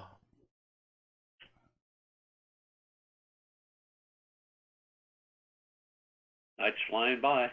As per always. What is this here? Meanwhile, at a convenience store somewhere in rural Pennsylvania, Mr. Witkowski has a most unusual experience. Dave, you won't believe me, but, and it's you standing beside a dogman and a Bigfoot getting ready to pay. What? Oh, Dirty Filth is new painting and portrait of you. Really? Oh, yeah. This is awesome. Wow. I got a nice one from him. Hold on. You remember last time we mentioned the comment that you had socks older than Butch? You remember that? I can barely hear you. Do you remember last time when you were on, you mentioned that you had socks older than me? Oh, yeah, I got that, yeah. Okay. Did he send you one of the paintings on that? No. Oh, fuck, he sent me one. It was hilarious. I think I got it upstairs. I've got a bunch of these from Phil.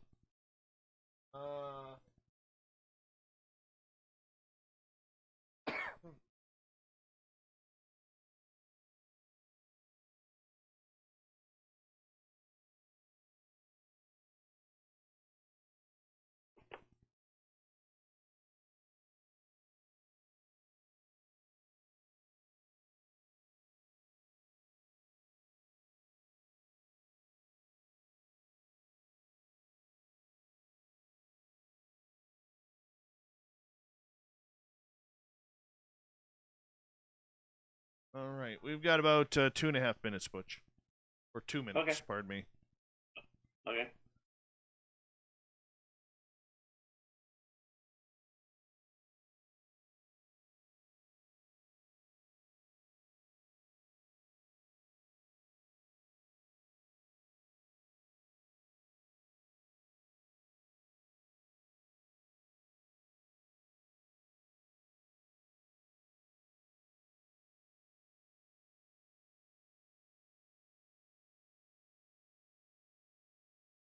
All right, 90 seconds.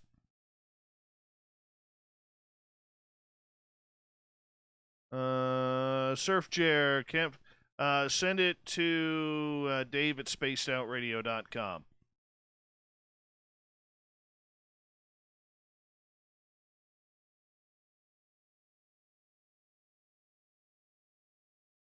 I think Sukhvinder is listening to us from the United Kingdom, I believe. And we have Chris GP. Welcome. Welcome, man. I think we're all caught up. Thank you once again to Cat Chaser ×2, Adam, Swamp Monkey, TH, Lori, Human Carl for the super chats tonight. You guys are all amazing. Thank you so much. I appreciate that. And, he's from Coventry, UK. Wonderful. Thank you, Sukhvinder. I appreciate you. Appreciate you. Sherry, thank you for joining us. Vinster, good to have you here. We've got about 20 seconds left. Thank you to everybody who's given us a thumbs up and thumbs down. We really do appreciate the love and support around here. And, yeah, we've got about 10 seconds before we'll bring Super Butch back on. He's wearing his cape tonight, so it's always good. So here we go.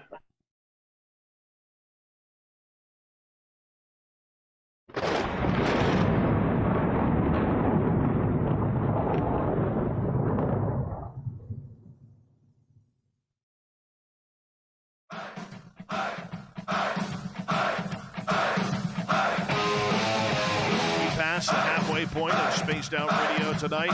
My name is Dave Scott. Thank you so much for taking the time to join us. We do appreciate it, including you, Sukhvinder, all the way in Coventry, UK. Thank you for tuning us on in.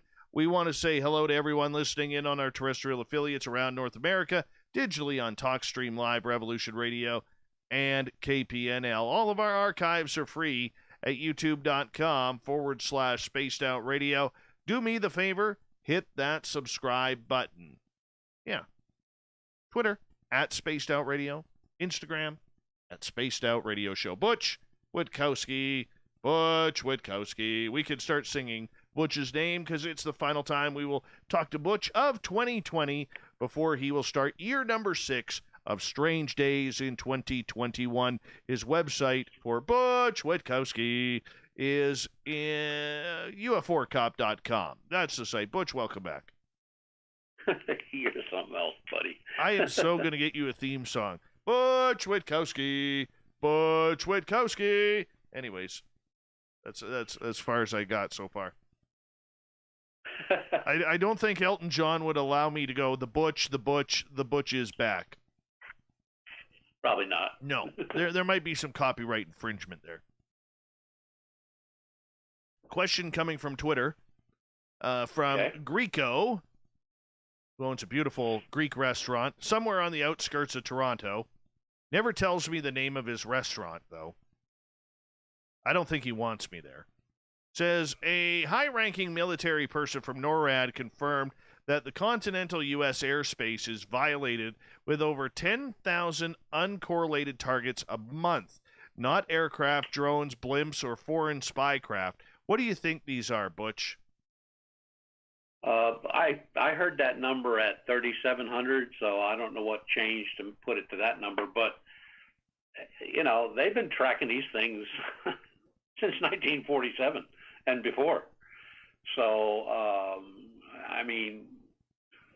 they are what they are. We can tell the difference. A pair of binoculars, you can tell the difference between a slow walker, which is a satellite, and a fast walker, which is an unknown. That's just very easy to tell.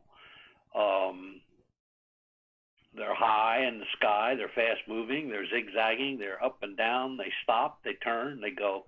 They do things that any aircraft that we have can't do. It just cannot do those type of maneuvers. So yeah, I'm sure they get a lot of them because they cover a wide area. People think, like the group up there in Cheyenne Mountain, they only watch a certain part of the country or a certain part of North America. They watch everything. And then, what they don't cover, stuff in down in Australia at their looking stations, and you got looking stations in Hawaii and Florida. Everything is covered. So, yeah, the number wouldn't surprise me. But I don't know. It seems like an awful high number, though, 10,000. But could be. Seems very high.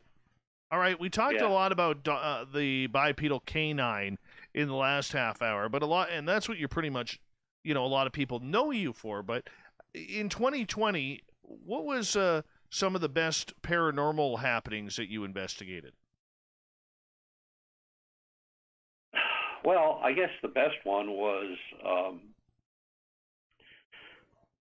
there is a farm that we've been watching now for this is our second year, and it's just bizarre. It's weird stuff goes on down there, and I talked about this before, where a windstorm came through that valley and took out houses and farms and everything, and rolled over tractor trailers and everything on both sides of the property. This guy didn't even lose a roof tile. And the house is built in the late 1700s, early 1800s. And a pile of leaves that I've had to walk through to get to the spot that I wanted to use for cameras, the leaves were still there. Now, a wind that can blow down, I think the tree farm lost something like 60 trees blown over. And the farm to the left of him, the barn was taken down, and grain tractor trailer was rolled over, and across the street, pretty much the same thing at two other farms. And that pile of leaves is still there till this day. It's just, you can see entities. The owner hears music coming from a pond next to the house, maybe 25, 30 feet from the house. But Lon was with me one time, Lon Strickler, and he heard the same thing. So it's just bizarre. It's a weird place. Across the field, there's a red and blue light that goes off and on. I went over there. I was right in line with where I should be, and there's nothing there. It's a hill of trees and brush. There's no lights.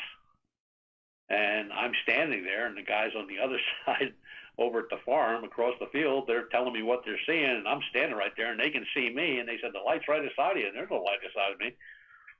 So, and that's been going on now for a number of years, and it's just, paranormal cases are kind of weird because I don't know what category to put them in.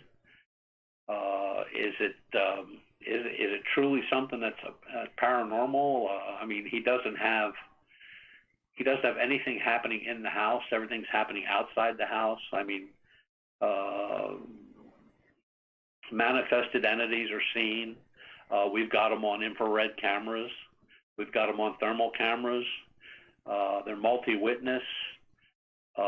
They move. First time we saw them, they were behind the house, up on top of a very large construction site that was being built behind the house. And we went down again. They were on a dirt pile. And then they were out in the field, at the end of the field. One was in the woods. So it's just a strange place. And it's so cold out that we can't go anywhere. And of course, you're not supposed to be out anyway. So. And he's kind of tickly about that because he's an older fellow, and he doesn't want anybody giving him COVID.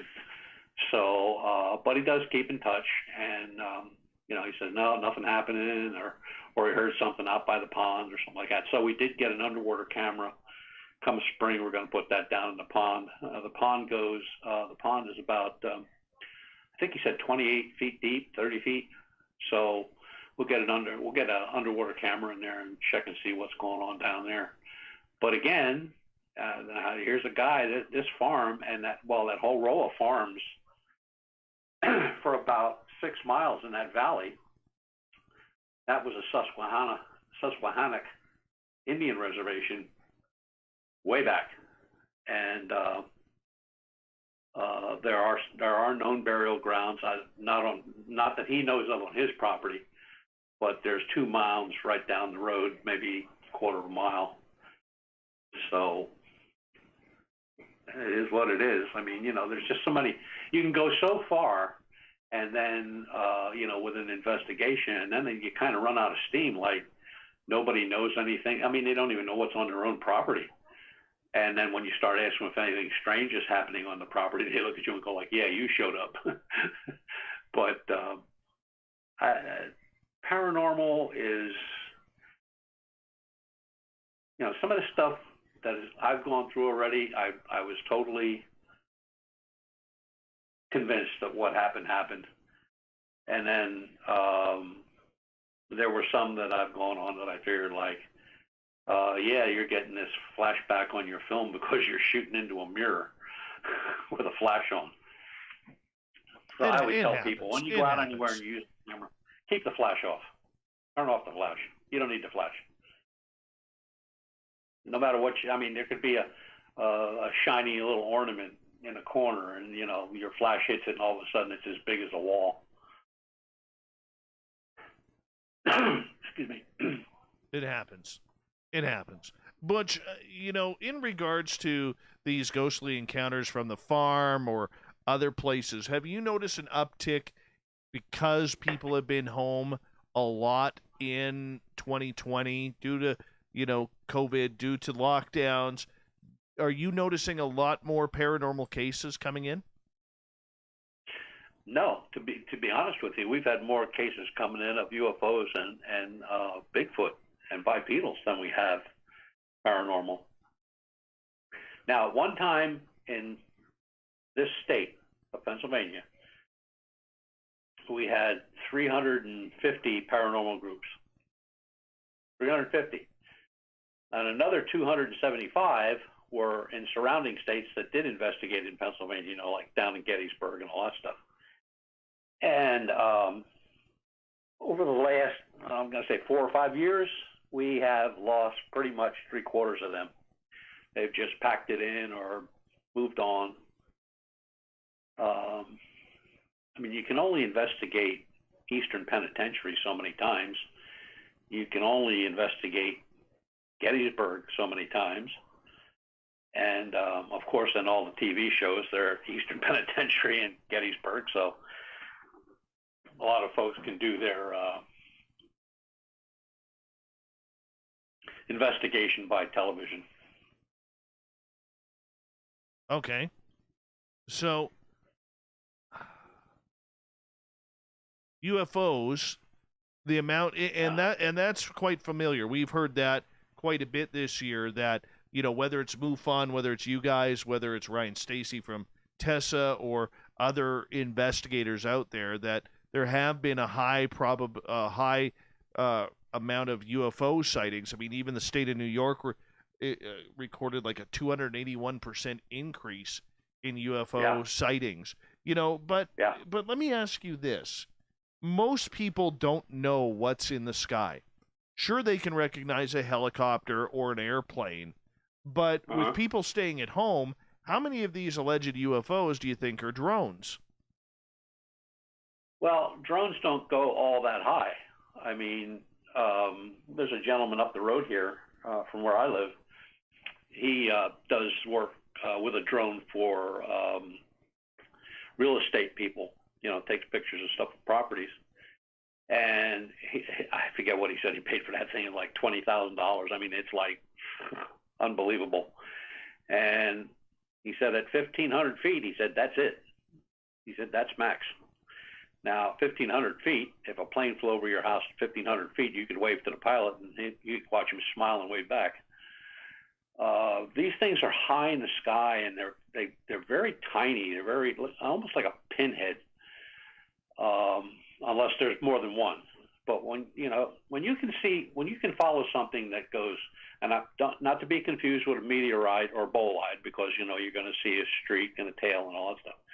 But when you see something that can go from, if you're standing in a clear opening, from horizon to horizon in less than a couple seconds, and is zigzagging all the way, or it stops and changes color and goes straight up.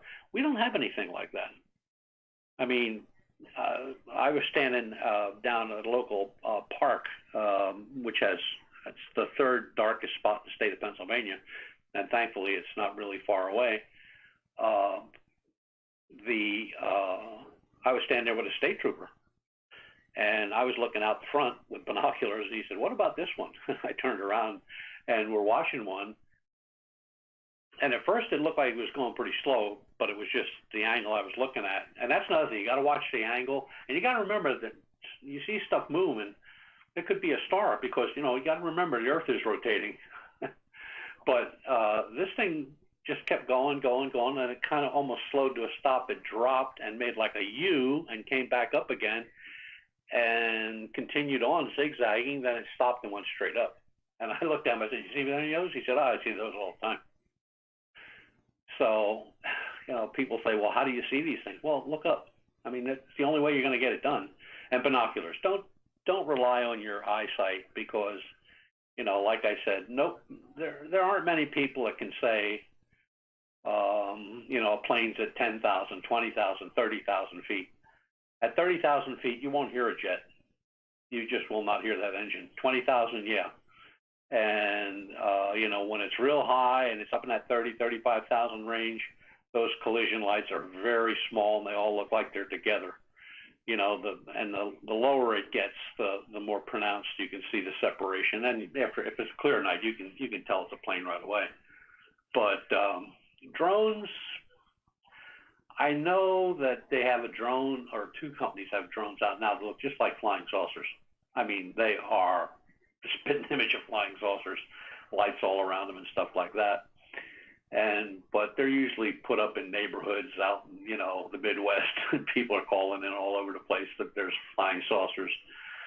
But you got to remember, they're not silent. I mean, they're noisy. They make a noise. They're not silent. They make a whirring sound, and the maneuvers are not steady. In other words, they can go up and down, but when they go side to side or anything like that, there's a hesitation because it's getting that transmission from the control panel to the craft. So the things that you're looking for as far as UFOs are high in the sky, very fast moving. Could be an orb, could be a tube, could be a square, could be pretty much any shape. Excuse me. And they have very fast moving. I mean, they'll catch your eye. You could be looking someplace else, and if something's moving over there that fast, you'll see it right away. But I always say to people, you know, wait till it's a cool night. Right now is the best time to go out and look for UFOs. Cold weather, cold, clear night. Dress for it, you know, and a good pair of binoculars. Preferably, you want to get the kind that do not fog. Don't smoke. Don't talk. If you are going to be talking, you want to cover your mouth so you don't get, you know, breath in front of the camera or the binoculars. If you're going to use a camera, digital, set it up to shoot at infinity. No flash. Video, same thing. Run your scope out to infinity. And I always use a tripod because it gets very tiresome holding that and binoculars at the same time. So if you just put it on a tripod, point it straight up, or you can get a sky cam. Sky cams aren't expensive at all. You can get those on the internet, and they just mount on top of it's a dome with a camera in it, and it's made by Sony. They make it. Panasonic makes one, and you just put it on top of a tripod, and you can hook it up to a battery or if you're close to your house, just run a cable out and run it off electric. And most of them have a plug on the side where you can run it right to a laptop and watch everything off a laptop inside the house while that's outside recording. But and it doesn't shoot anything side to side; it just shoots the sky straight up.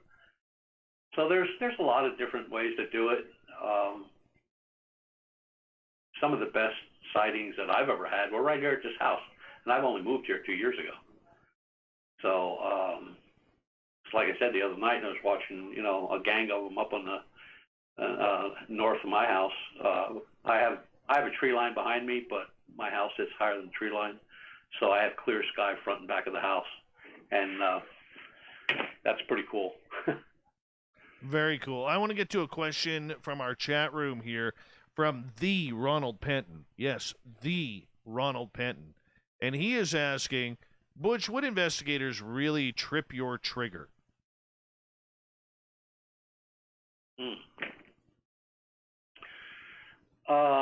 As far as doing their due diligence, I would probably say David Pallades.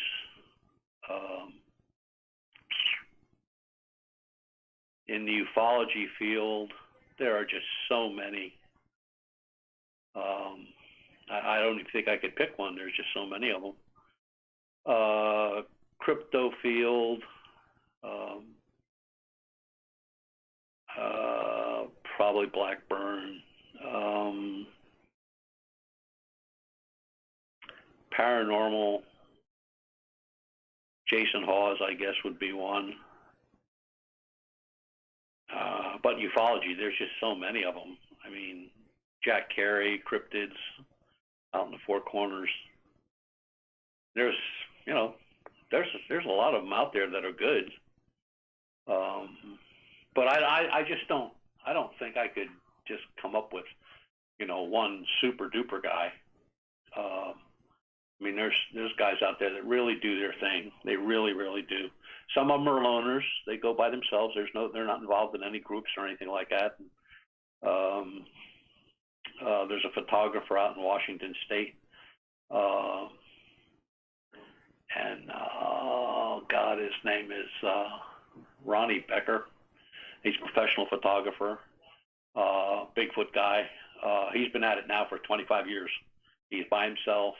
He has a certain area that he's been researching, and he has like top-notch equipment and stuff, and he's got some good shots, but they're not clear for some reason.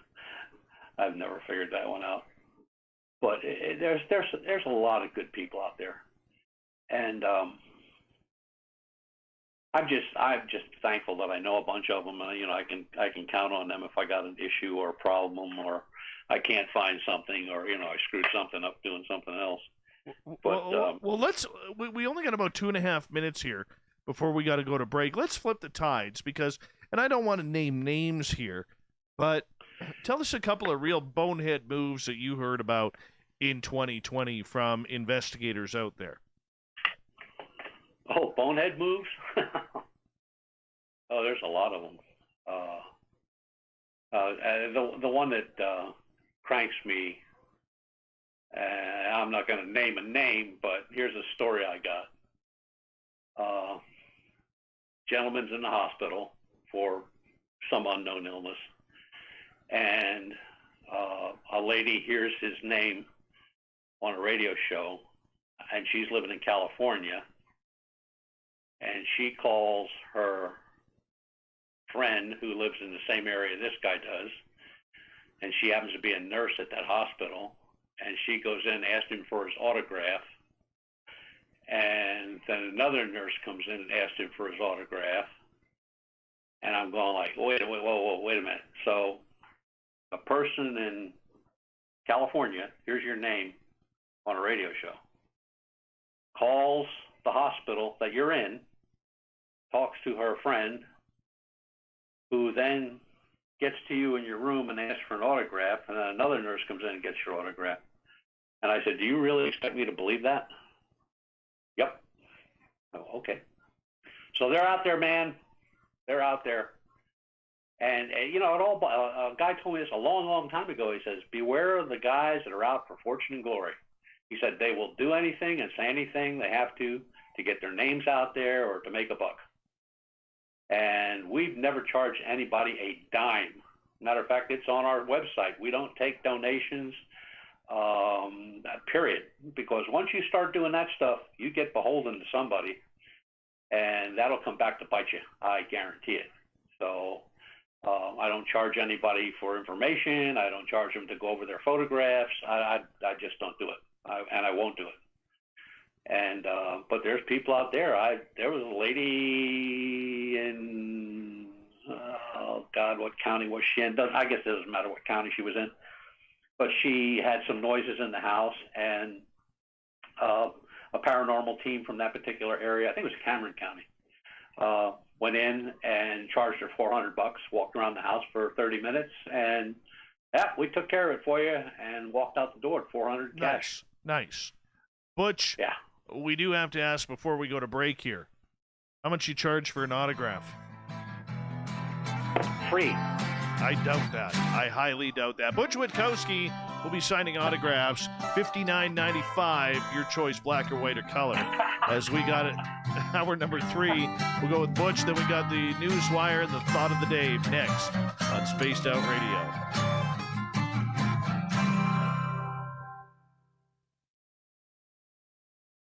Yes, Butch will sign those autographs, but be damned if you're allowed to make eye contact with them.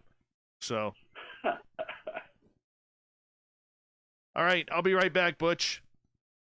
Yeah, I've got to go get a drink. I'm thirsty. Together, we'll investigate the strange sightings and occurrences you had. We're looking for answers just like you. So fill out a sideline report on the Spaced Out Radio website, and let's figure out what's going on together. Hey, space travelers, this is John Russell. If you know anything about our website, you know we like to do things a little different. We're not some fake organization. Our goal is always to then we give those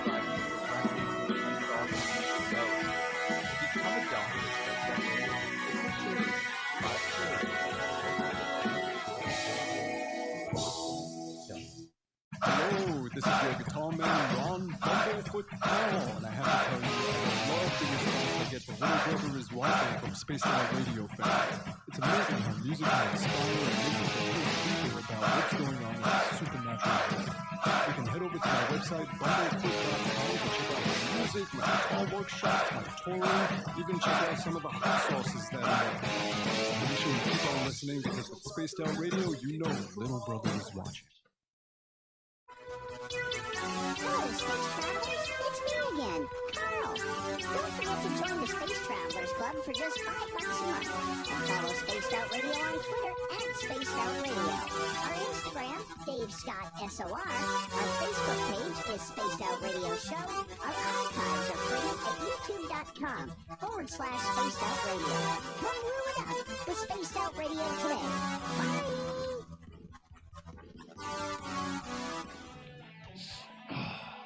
I'm feeling a little spicy tonight. What to do? What to do? Why not get Bumblefuck? 4 million Scoville units of pure hard rock. Bumblefoot hot sauces come in 3 flavors. The burning Bumble. Tone it down a bit with Bumblicious and throw the sauce on everything. Spice it up. Bumble me, baby. Bumblefoot hot sauce. Get it today at kajans.com. Looking for creative ways to get your company out in the public? How about advertising on Spaced Out Radio? Our sales department is waiting to hear from you, and we can work around any budget.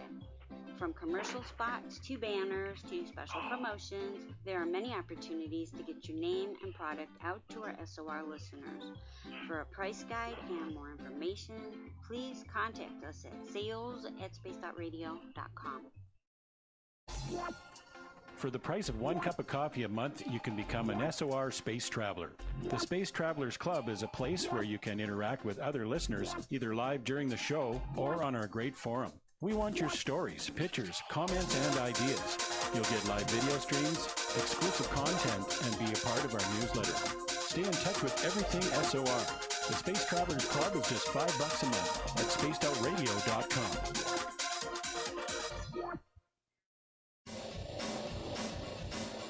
We all know on Spaced Out Radio we love a good beard and mustache, so why not take care of your facial hair with Mighty Moose Beard Oil? Made in Canada, we're taking care of beards and stashes around the world. We use 100% natural ingredients with our oils and balms to make your whiskers feel silky smooth. Use promo code SOR2019 at MightyMooseBeard.com today. All right, I'm back, Butch. Okay.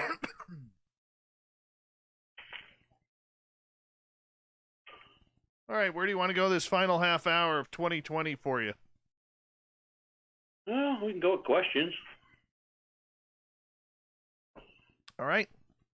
Audience questions for Butch. Make sure you put them in capital letters if you're in one of our chat rooms, so that way I can see them. I don't skip over them.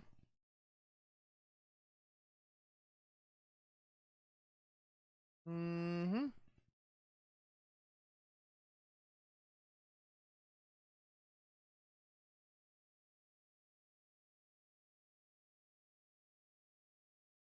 Do Canadians like Super Troopers? No, I like Guardians. I'm a Space Force Guardian guy. I thought that was a pretty neat name they came up with. Yeah, it was all right.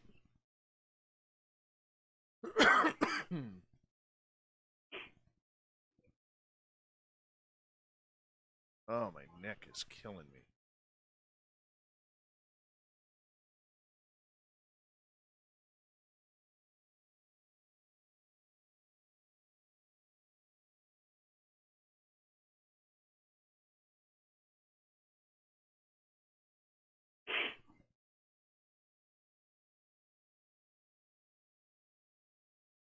All right, we got less than a minute here.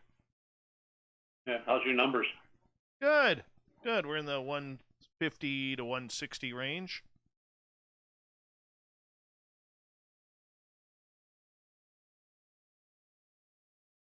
Oh, the song Super Trooper by ABBA.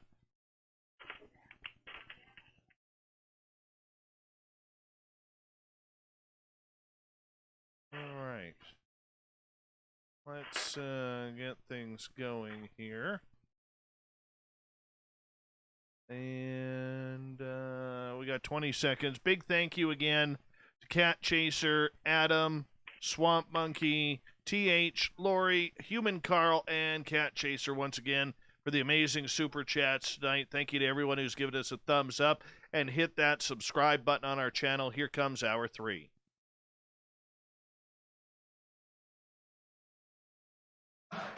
I'd like to connect with us for all of your latest show info. And back to Dave Scott. Third and final hour of Spaced Out Radio is now underway. My name is Dave Scott. Thank you so much for taking the time to join us. We really do appreciate the time that you guys spend with us. We want to welcome back everyone listening in on our terrestrial affiliates around North America, digitally on TalkStream Live, Revolution Radio, and KPNL. Remember, you can check out all of our archives for free by going to youtube.com/Spaced Out Radio. Do old Davey the favor, hit that subscribe button. The Desert Clam has set the password for tonight in the SOR Space Travelers Club. Yester Tempest. Yester Tempest is your password. Use it wisely, space travelers, as the Clam sets a password each and every night right here on Spaced Out Radio. Our website is spacedoutradio.com, where we have a plethora of features for you, including rocking out to Bumblefoot and reading up on Captain Shirk's SOR Newswire. Follow us on Twitter at Spaced Out Radio and on Instagram at Spaced Out Radio Show. For the final time tonight and the final time of 2020, we introduce Butch Witkowski from UFOcop.com. We do this Strange Days. We've been doing it for 5 years. We're going to do it in year number 6 next year as well. Butch's website, UFOcop.com. Butch, welcome back. I'm back. All right, we got some audience questions here for you, my friend. Okay. And we're going to ask them right off the bat here. Scott is asking, what do you think dogmen are?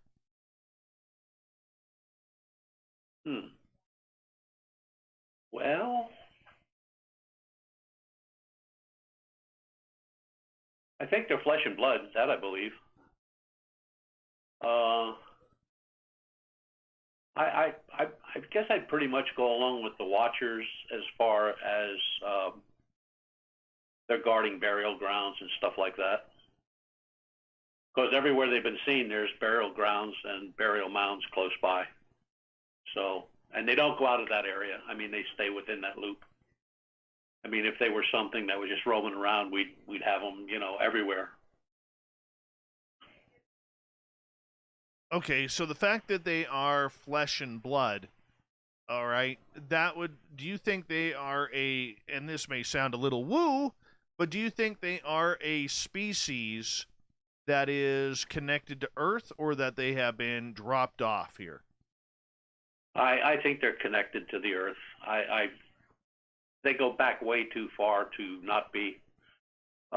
There's never been, like I said, we've had sightings of Bigfoot where the UFOs were sighted also. We've never had anything that we can find anywhere, and not only in Pennsylvania, but anywhere where there are bipedals, where there's any involvement with a UFO. All right, let's move on to another question from our audience. Let's go to the Ronald Penton again. The Ronald Penton. Butch, have you heard of any strange goings-on around Somerset, Pennsylvania? Yeah, as a matter of fact, up around the old turnpike, the part that's closed, the old tunnels, there are 2 reports that I would probably classify them as Bigfoot reports. 2 of them at the same time. In other words, running as a pair. And the difference in time, I think, mid-September was one sighting of the 2, and late November was the sighting of the 2 again inside one of the old tunnels where I guess they store salt and stuff for the turnpike. But the guy said there's prints there, but he doesn't know how to take a print. So I told him to take photographs, and I didn't get them yet. So we'll see what happens with that. All right. Moving on. Let's go to another question from our audience here. Big Dog is asking, Butch, have you looked into lake monsters, and what's your theory on this? No, I have not, but I have an interest in Champ up in Lake Champlain. So there's a real good researcher up there. She's been at it a long time. Could they exist? Yeah, I guess. You got that video that was on the net of the serpent-like thing moving through the water up in Alaska. So, yeah, I guess, look, we haven't, what do they say, 98% of this planet's covered in water. We've only ever explored less than 1%. So I'm sure there's stuff out there that, we don't know about. And just recently, just a few days ago, a young girl with got a picture of in Loch Ness of a head poking above the water, and they checked out the photograph, and it's a real deal. So who knows? I mean, the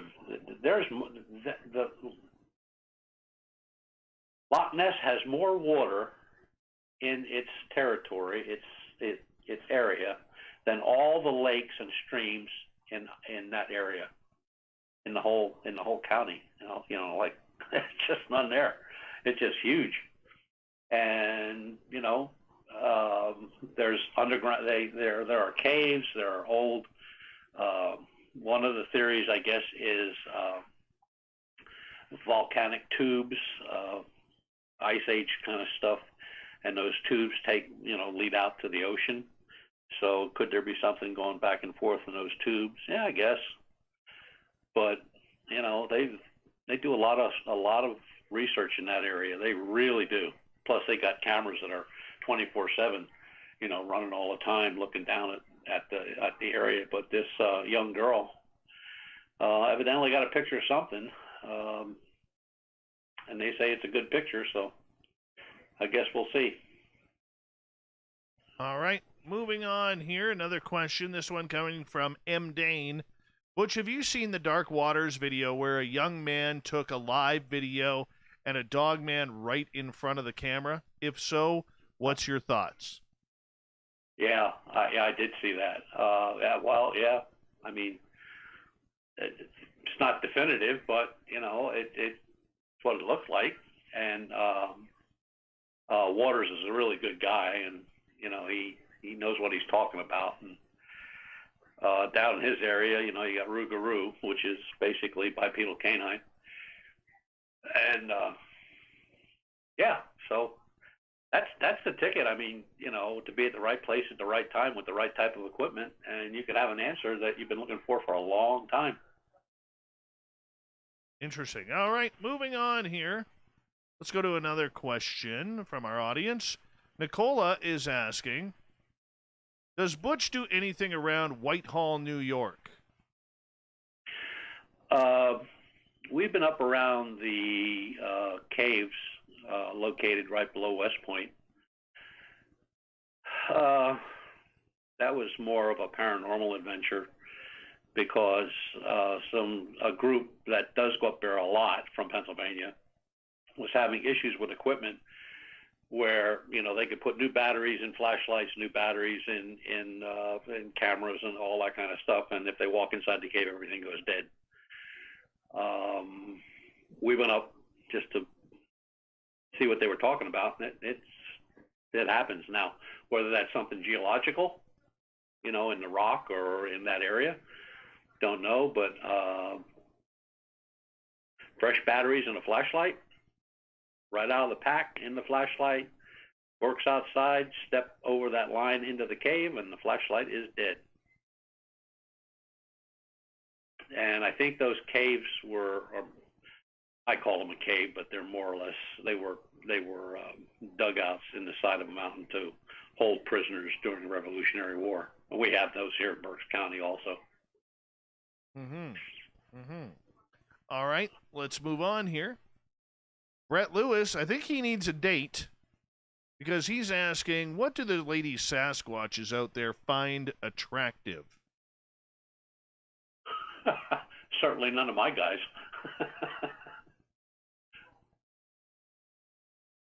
I would probably think a guy like Dave with the beard would be enticing. I could agree with that. I could agree with that. You know, the only lady Bigfoot that's ever been seen is Patty from the Patterson-Gimlin film. There's never been any other recorded or mentioned, actually. That is very weird. Why is that? I don't know. She's been around a long time. Well, she's pretty old now. Probably collecting Social Security somewhere. Yeah. She's waiting on her $600 check. That's right. That's right. Does Bigfoot qualify for the $600 check? That's the next question we'll have on Spaced Out Radio here. But, you know, I mean, that there are a lot of researchers out there who believe that there are very few female Sasquatch, though. I mean, this is actually a real thing because, Butch, there are a number of First Nations I know in my area that believe because of the lack of female Sasquatch species, this is the reason why a lot of First Nations and Indigenous women are targeted by the wild man. Yeah. And plus the fact that, look at all the missing Indigenous women in that area. Mm-hmm. Very right. That is kind of a weird thing, though, with the species, though, Butch. Yeah, I don't know. I mean, a lot of people have described Bigfoot, all shapes and sizes, but Patty's the only one that was ever described as a female. Vinny is asking, do you think Bigfoot is responsible for many of the missing 411 people? Could be. I mean, even Dave Palady said that, you know, it could be. You have a couple researchers out there that swear and declare and claim that Bigfoot eats people. Now, I don't know how they know that, but it's crazy. And, of course, those are the same people that say that the government has them all locked up somewhere.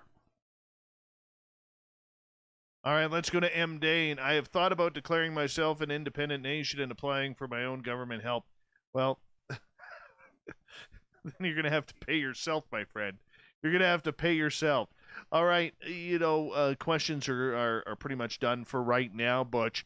You know, looking towards 2021, you know, what is your goals for this coming year? Obviously, we're going to be starting it off with still the COVID headache that everyone has. But, I mean, it is in the depths of winter. But I guess you're like anybody. You're hoping that by time spring comes around, there are some answers and some lifting of the restrictions. Yeah, that, and, you know, as long as we have this weather right now, which is at, you know, between 45 and 55, I mean, we'd go. The only thing holding us up is places we want to go are shut down. So, I mean, the expeditions are already planned. All the things that we have to do for motels and places like that, that's all set up. So, I mean, as soon as that gets lifted, we're gone. We're just going to, I mean, trucks are ready, equipment's ready, everything's ready to go. We're ready to go. Okay, so, you know, but there's still the restrictions that you have to worry about. You know, when those restrictions are lifted, do you head straight to the Lichen Loop? Where are you going? Yeah, we'll be going to where we had the first two sightings. We're going to spend, that'll be the first weekend up there. And then from there, we're going to head southeast to a spot where we had 3 or 4. And that's going to be a caving expedition there. And we already have permission. It's a private cave. I mean, it's on private property, so we had to get permission, which we got. We got that already. So, and that's going to be a big one because we're going to take extra people along for that, only because of the depth of the cave, which is about quarter of a mile in, and there's a gradual slope, and then it goes down, then it's flooded. So we don't want to, put anybody at risk. So we'll have extra people there, plus extra equipment for that. And so we'll see what happens. But like I said, it's all up to this crap getting pulled, get done with. Well, let's hope so. Let's hope so. Because I know I got to head to the States here soon. I'm getting that itch. I need that itch. But that's just me. I'm already tired of the cold, and it hasn't even got cold here yet.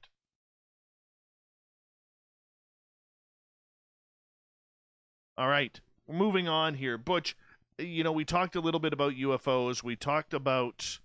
hold on. My screen just went off. Oh, this is weird. Oh, there we go. Now we seem to be back a little bit. My screen's popped off there for a second. That was weird. All right. Well, we've talked UFOs. We've talked a little bit of Bigfoot. We've talked some of the bipedal canine and a little bit of paranormal. Some of the weirder cases and stories you heard from 2020 this past year, what were they? What were the sightings people were having? Well, pretty much everything. I mean, UFOs and Bigfoot, bipedal canines, rakes. So, I mean, it's been a whole gamut of stuff. What's the weirdest creature, though, that has been reported to you in 2020? The rake. All right, let's delve into this. For people who may not know, what is the rake? Very tall, very slim, very pale. It feeds on humans, according to everything that's out there. Very, very long, skinny arms that, you can almost see internal organs. That's how skinny they are. If people really want to see a good representation, if they go on and Google rake watches a moose, a guy actually videotapes, and you can see the creature watching the moose. So the one we have that's close by was seen on a farm that's within the confines of French Creek State Park, and there are 4 or 5 properties within the park that are still privately owned because the park was put up after those people. I mean, those people already lived there before the park was put up, so they're still there. And the one is like a mini farm, and he actually took a shot at one. So, but we can't get in the park and talk to him because I don't want to discuss this whole thing over a telephone. I want to go into the park. I want to go to his place. And I want to see, because he shot and missed and hit his barn. So he said the bullet's still there, and he can show me exactly. And he did take some pictures of what he says he thought were footprints. So I want to see that face to face. I don't want to do that over the phone or on the internet. So that's, I guess the rake is the weirdest one. All right, no fairies, no gnomes, no nothing in 2020? No. Last gnome I saw was out in my backyard. I shot him. Oh, that's terrible. That's terrible. Terrible. How could you talk like that? Now you're going to get me in trouble.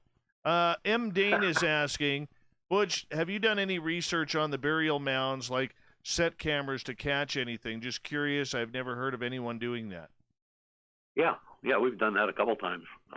There's one down in Ole that is really strange because there's some glyphs on some rocks aside of the burial mound, and we put up 2 infrared trail cams there, and really didn't get anything.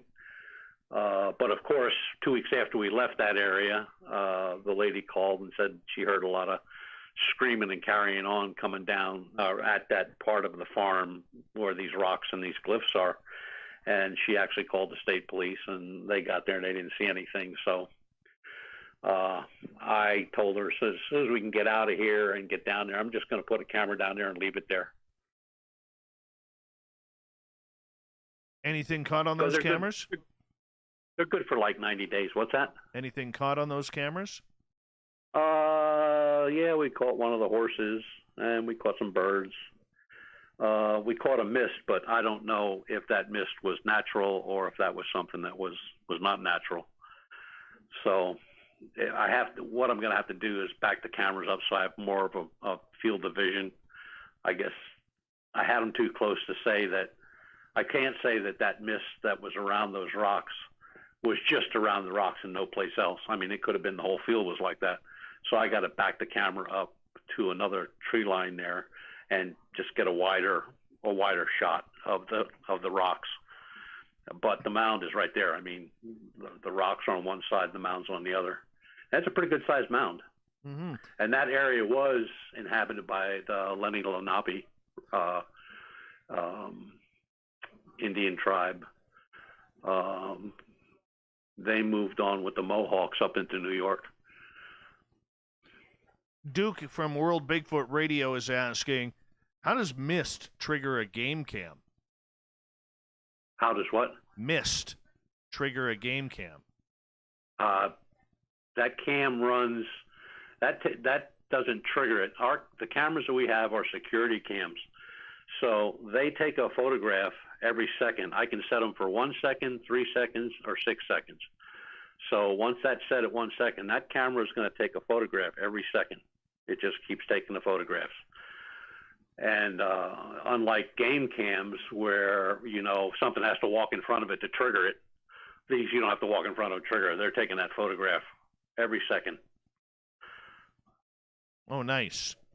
Nice. They look like a trail cam, only they're bigger, they're taller and wider, and they make no sound. You could stand there and listen to it while it's taking pictures. And then when you take your SD card out, of course you have to have a good size SD card. I mean, 1 gig ain't going to cut it. So we have, and the one is 30 gig and the other one I think is 50 gig card. And they'll run for 90 days. And that's taking a picture every, and I can set that for black and white, color, or infrared. So, yeah, it's like a game cam, but it's actually a security camera made for farms, people to watch cattle and stuff like that. People have a lot of equipment around and stuff like that. Construction companies use them. Right. Butch, 25 seconds left. And 2020 on Spaced Out Radio is over for you. You're probably cheering right now, probably waving your flags, but I want to say a big thank you, my friend, for being a big special part of what we do here, and all the best to you in 2021 for you, your family, and your research team as well. And that goes for your people, yourself, your family, and the store group are great people. A lot of neat questions, a lot of good comments.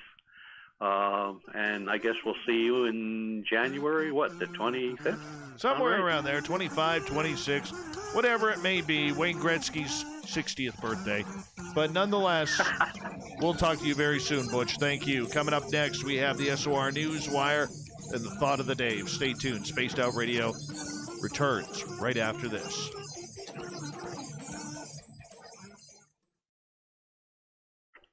Butch Witkowski, everybody. Butch Witkowski. Strange Days. The Butch is badass. Right there. Look at that. Big Happy New Year to everybody. Oh, look at the hair today. My hair is just horrible. Look at that. You're a sick man, Dave. Hey, I could lend you some of this. Boy, you can lend me a lot. Oh, my God. Yeah, believe it or not, my neck is so sore, my toque there is bothering me. Bothering my head. Oh, well. Shit happens. Okay, my friend. All right. All right. I will talk to you very, very soon. And all the best and much love, my buddy. Stay well. All right, you too. Take care. Good night. See ya. Butch Witkowski, everybody. Butch Witkowski. I don't know about you guys, but that Super Butch is one sexy Butch. I heard he has a calendar coming out for 2021.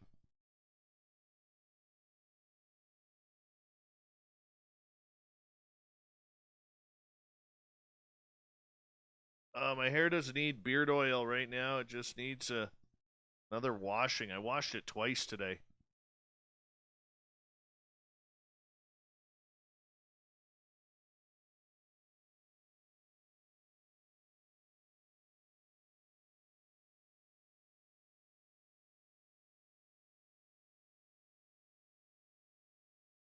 I look like Bigfoot. I look like Bigfoot. Bigfoot.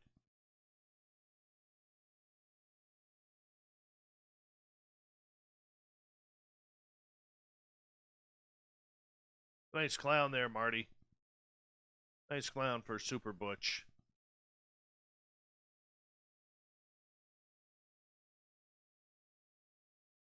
Scrolling down, today's thought of the day. There it is.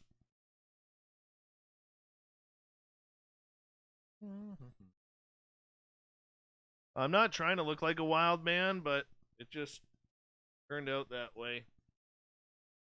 The hair hasn't been cooperative at all today.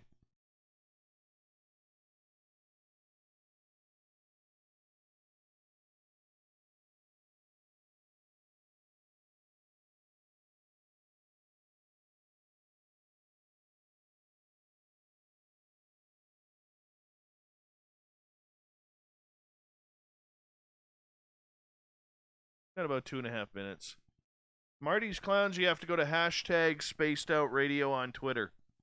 Because he posts a new clown every night. There's the Cuterebra song that we use for the thought of the day reminds me of clown music.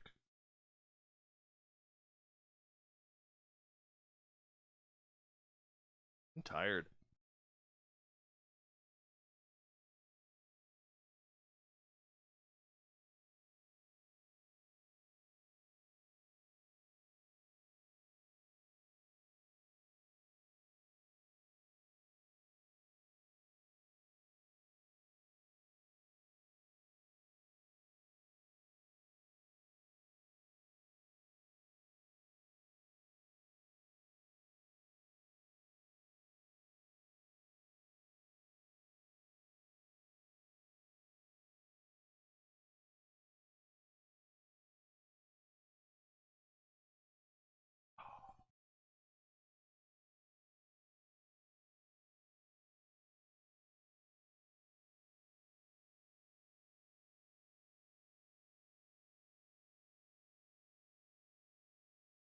Thank you, Sukhvinder. If you're out of here, we appreciate you finally making it to our chat room, man.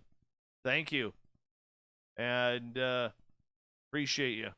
Thank you for enjoying our programming and joining us for the first time, man. That is awesome. Awesome!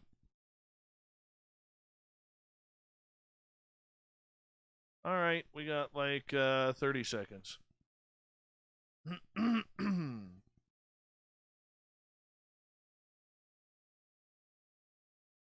Brett Lewis, I hope that never happens, my friend.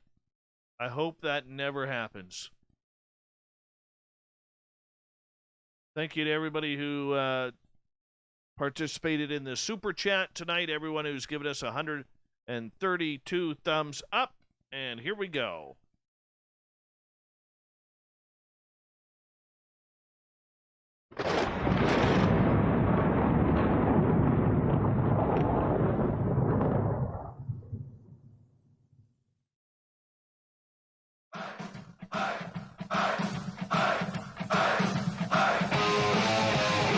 Rounded third. We're heading for home tonight on Spaced Out Radio.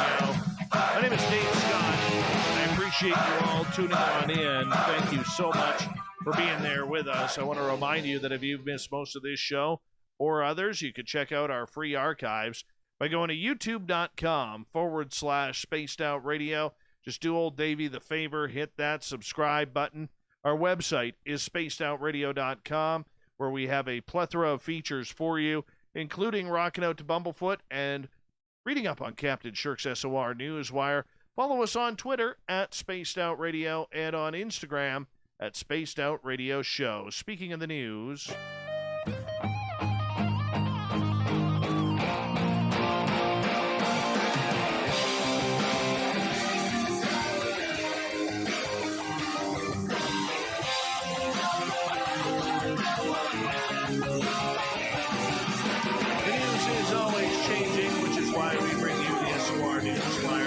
at the back end of every show, we'll get to the weird, the strange, the wacky, and sometimes the out of this world. Star Trek star James Doohan's remains were apparently smuggled aboard the International Space Station, a secret mission kept under wraps for 12 years.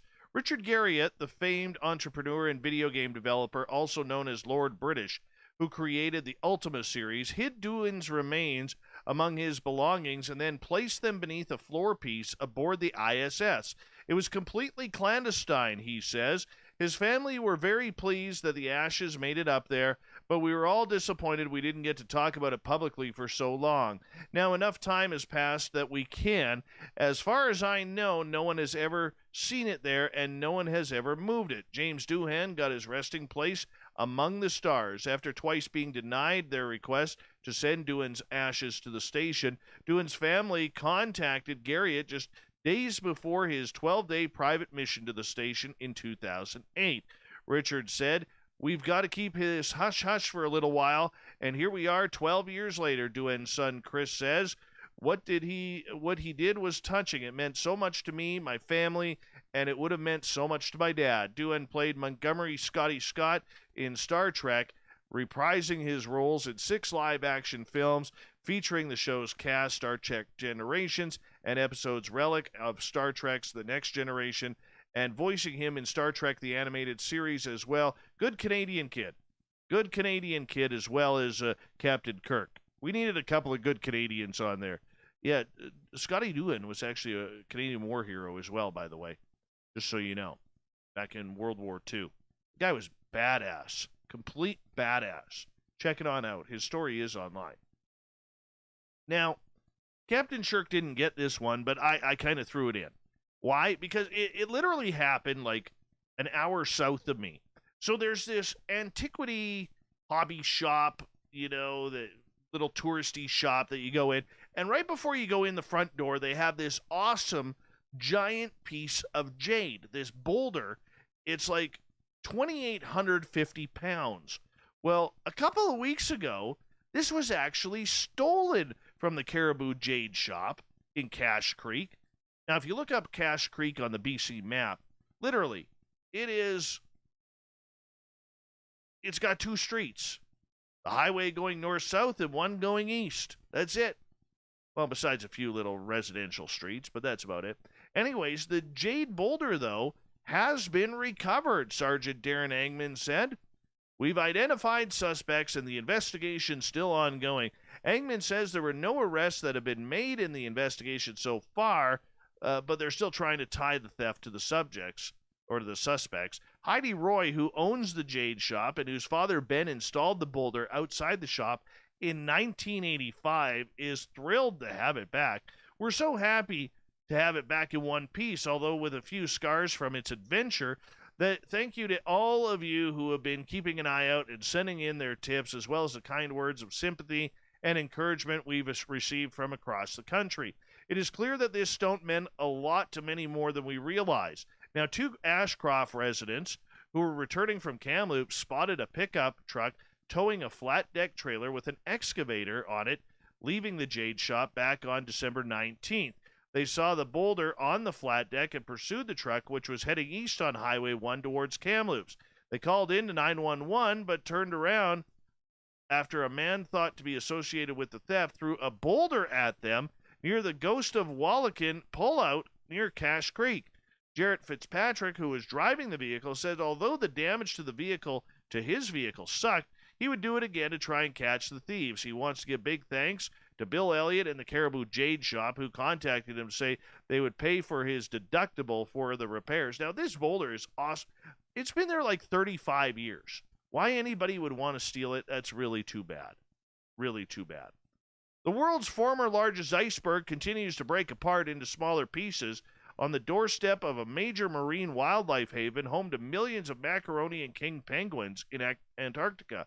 This comes less than a week after the mammoth iceberg known as A68A first split in two. Scientists at the U.S. National Ice Center spotted the two newest pieces, A68E and A68F, boy are they original, on December 22nd using images from a satellite.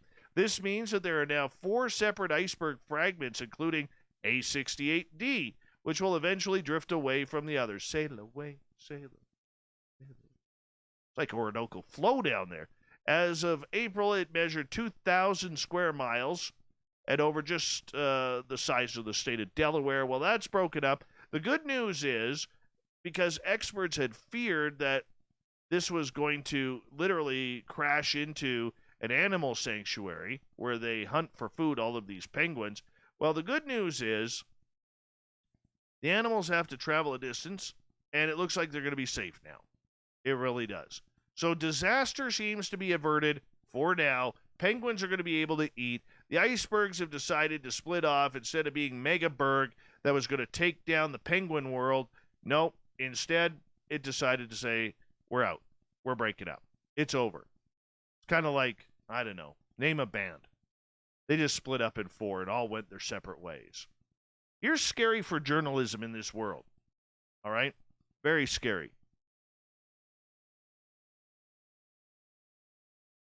A Chinese citizen journalist who covered Wuhan's coronavirus outbreak has been jailed for 4 years. Zhang Zhan was found guilty of picking quarrels and provoking trouble, a frequent charge against activists. The 37-year-old former lawyer was detained in May and has been on a hunger strike for several months. Her lawyers say she is in poor health. Ms. Zhang is one of several citizen journalists who have run into trouble for reporting on Wuhan. There is no free media in China, and authorities are known to clamp down on activists or whistleblowers seen as undermining the government's response to the COVID outbreak. Ren Qianu, one of Zhang Zhan's lawyers, expressed concerns for her physical and mental well-being, saying she is very weak and on a hunger strike. Mr. Ren said his client looked devastated when her sentence was announced, and her mother sobbed loudly. In the video interview with an independent filmmaker before her arrest, Ms. Zhang said she decided to travel to Wuhan in February after reading an online post by a resident about life in the city during it.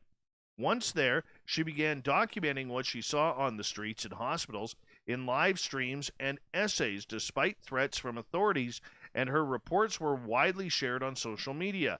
The rights group Network of Chinese Human Rights Defenders said her reports also covered the detention of other independent journalists and the harassment of families of victims who were seeking accountability. Maybe I have been a rebellious soul. I have just documented the truth. Why can't I show the truth? She said in a clip obtained by the BBC. I won't stop what I'm doing because this country can't go backwards.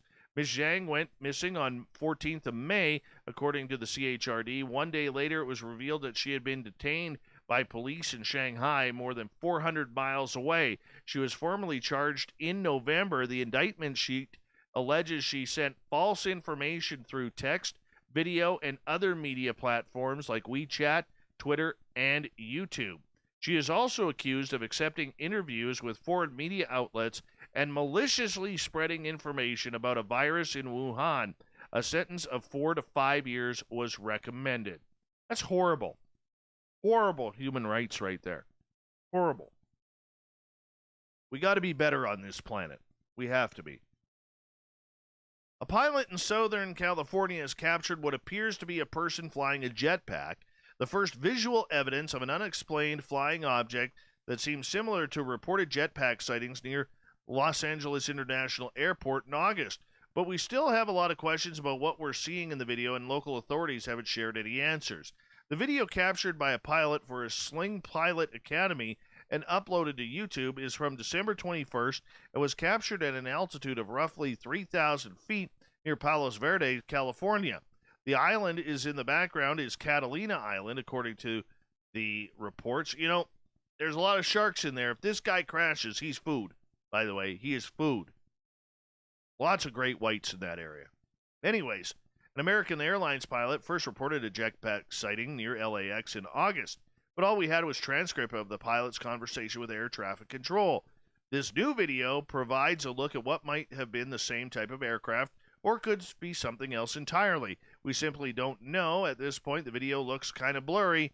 Of course it does. If this is a guy in a jetpack, then it remains to be seen whether it is legal to test flight jetpacks or related the jetpack sightings near LAX recently that caused disruptions with air traffic. I don't know about this, but the guy's not an alien. This is a guy with some serious balls doing this. All right?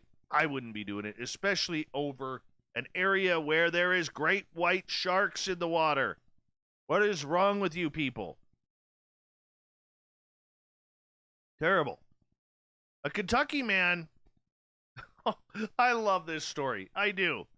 Because when I first saw the video, I thought, I need one of these. We need to legalize flamethrowers in Canada. We do. Because a Kentucky man showed off his unusual method of clearing snow from his driveway. By the way, I had no idea that Kentucky actually got snow. With a video showing him using a flamethrower to remove the unwanted snow from his driveway. Timothy Browning posted a video to Facebook showing him dressed up as Cousin Eddie from Christmas Vacation while drinking beer and using a flamethrower to clear the snow from his driveway. Browning Snow Services, God bless America, Browning wrote on his Facebook post. Browning's unusual snow removal was caught on camera from the porch of a neighbor's home. Honestly, this is fantastic. It really is fantastic. Here he is, dressed up like Cousin Eddie, cigar hanging from his mouth, beer in his hand, and a flamethrower. I want to hire him for my driveway. Literally, I need to have a snowblower go over my driveway right now. I'm too lazy to do it. Flamethrower? That's the way to do it. Complete way to do it. Honestly, this guy's a hero. We need flamethrowers in Canada for this exact purpose. A mysterious monolith made out of gingerbread appeared in the Corona Heights Park of San Francisco on Christmas Day. It is unclear who is behind the object, which combines two of 2020's trends, home baking and mysterious structures. Its arrival delighted many in Corona Heights, and yes, the neighborhood name predates the pandemic. I was pretty shocked when I first saw the gingerbread monolith product. Manager Josh Ackerman said other monoliths have popped up around the world in recent weeks. The first, a mysterious metal pillar, which was discovered in the desert in Utah last month before it disappeared a week later. Like its Utah predecessor, the gingerbread monolith is three-sided, with rectangles of each gingerbread apparently held together by icing. Its internal structure is unclear. Mr. Ackerman, who tweeted the photos, said that he has been on social media, this post about the structure before he went on a run on Christmas morning, but did not believe the news. In a way, I felt like the gingerbread monolith totally captured the quirkiness of this city, and I thought that it perfectly represented many reasons of why I love San Francisco. His response was echoed by other residents in the city, with one Twitter user describing the monolith's appearance as the perfect act of San Francisco defiance. So what's next for the gingerbread monolith? It seems there's hope for its future, at least in the short term, with the general manager of the city's Recreation and Parks Department, Phil Ginsburg, telling California residents that we will leave it up until the cookie crumbles. That is good. You know, the sad part about this is there is going to be a resident or two out there who's going to say, what if that gingerbread house is not, or that monolith is not made from food that is healthy for animals? I can see it now. Somebody's going to gripe about this. It's going to be about it collapsing and animals getting sick because there's chocolate Smarties or M&Ms on there. Oh, this is going to lead to a big brawl. Big brawl. Somebody's going to do it. Somebody's going to do it. Here's a really cool story. A Virginia man whose 1969 Camaro was stolen 17 years ago has been reunited with the vehicle after spotting it in a garage while helping a friend buy another vehicle. Tommy Cook said the Hugger Orange Camaro was stolen from his auto repair lot in Woodbridge in 2003. After reporting it stolen, he kept renewing the vehicle's missing status with Prince William County Police through the mail and ensuing years. I never wrote that car off, Cook stated. I knew there would be a day and a time where I could get the car back. I didn't know where, but I knew it was out there somewhere, watching me. Cook said he had no idea, no leads, until 17 years later when a friend considering the purchase of a 1968 Camaro asked him to take a look at the vehicle listed for sale by a Maryland man near La Plata. Cook said he arrived at the auto shop, took a look at the 1968 Camaro, but his attention was grabbed by the hoodless 1969 Camaro in the corner of the garage. The man told Cook the green car had originally been painted Hugger Orange, the color of his stolen car. Cook said he took a look at the dashboard VIN and thought it seemed suspicious, so he checked the VIN in another spot of the hood, and it matched his missing car.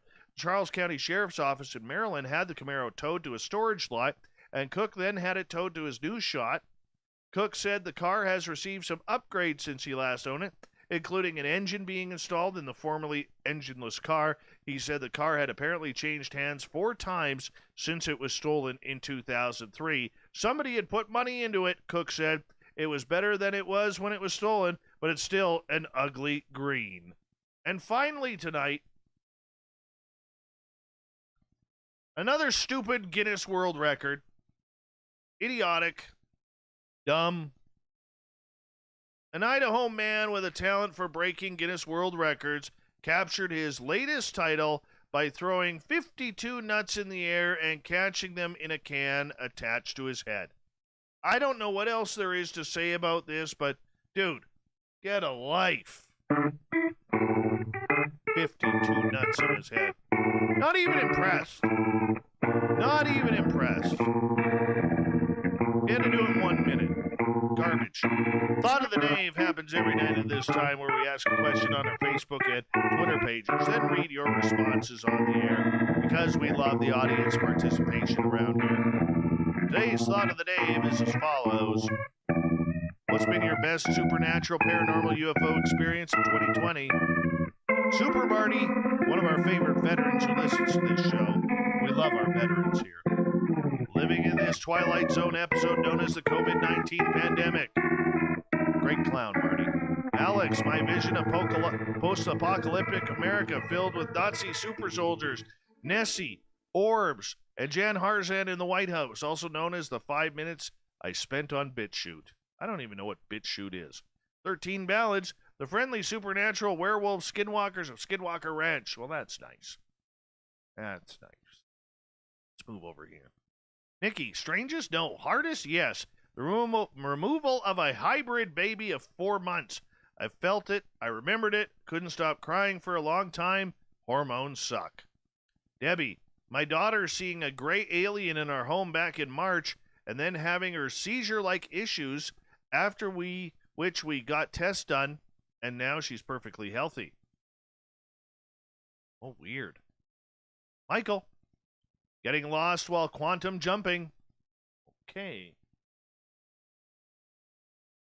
I guess I'll have to go with the snappy tune, Three Blind Mice, Captain Shirk says, being played on a recorder inside my apartment Christmas Eve night. No one in here but me, and I don't own a recorder. All right, let's move on. Russell, concluding that my thoughts have synchronized with the internet iPhone in symbiosis. Davey, getting totally surrounded by the mist when driving up to Carlton Moor to Skywatch, and my GPS tracker showing that we had suddenly traveled 7 miles and back in a matter of a minute or so in a straight line where there is no roads. Oh, wow. Davey, you're going to have to tell us that story. Kira, doing a house blessing for a friend who lost his wife, her spirit audibly calling his name 3 times to me with an electronic tone at the end. Chills went up my body. Whoa. Eric with a K. We are Eric's 4th favorite show. No, we're number 4. Anyways, Eric says, Happy Jack, Arizona, May this year. 7,700 feet up at the mountains, camping, and we filmed an orb. Amazing. Actually, I've seen the video. It's actually pretty cool. That's Eric with a K for you. Gabe. Been having some weird situations where I swear things are one way and all of a sudden there's another, like some kind of dimensional shift or something. I also removed some energy demons from my body. I was so weak I slept all day. Christine, that UFOs were mysteriously absent. Kevin, after a 9-month-long, almost daily investigation into locating the Ohio Grassman, my break in the case came when I inadvertently scent-marked one of their paths. Okay, it's probably a good place to leave it right there, but we have time for one more. Mike, when the Bigfoot and alien gray and white-tail buck and myself were all in that one single frame of my footage, one of my favorite still photos to date. I want to see that, Mike. I want to see that. Thank you to everybody in the Thought of the Dave. We'll do it all again tomorrow. Thank you to Captain Shirk for the news. And to Butch Witkowski and Strange Days. We'll talk to Butch next year. Year number 6 that we'll be doing that feature. We got Mr. Ron Bumblefoot Thal rocking in the background with Little Brothers watching. Bumblefoot is the official music of Spaced Out Radio, rocking us in and out of every single show. Get your horns up for the guitar god himself. Special thanks to everybody listening in at home, in your cars, at work, wherever you may be.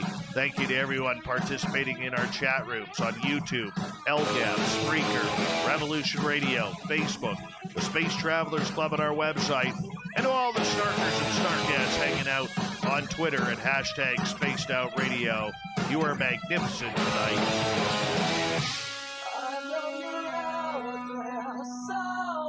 Remember, this show is copyright by Spaced Out Radio and SOR Media Ventures Limited. Thank you so much for choosing to share your evening with us, because together, my friends, say it with me, we're watching. We own the night. Mr. Buffalo. We need a favor. We need you to take us home.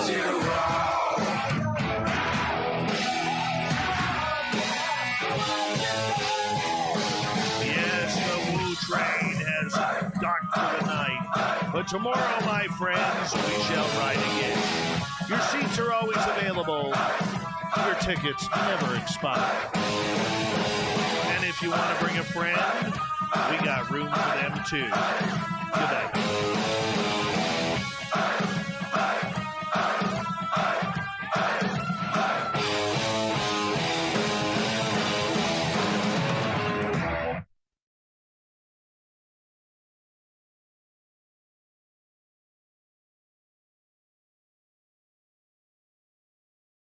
That's good stuff. Good stuff. Oh, God, that hurts. Quickly edit this up. And yells right there.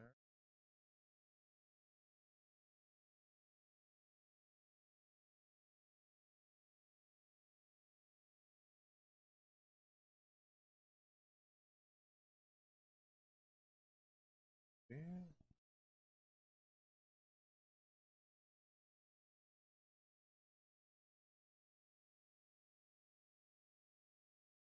2 seconds, guys.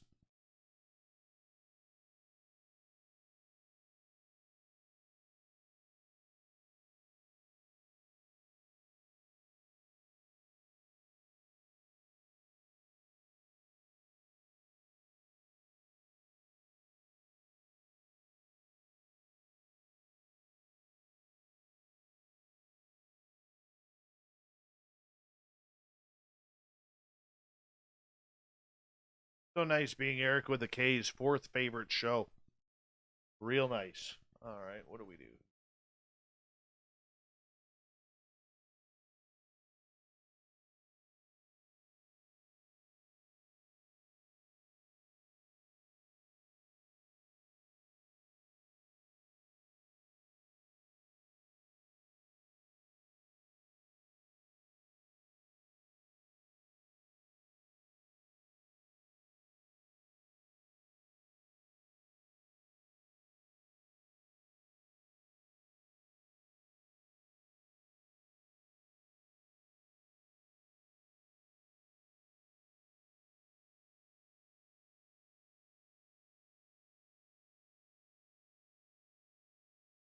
Hello, Bombshell Bomber. Who else joined us late? Let's see here.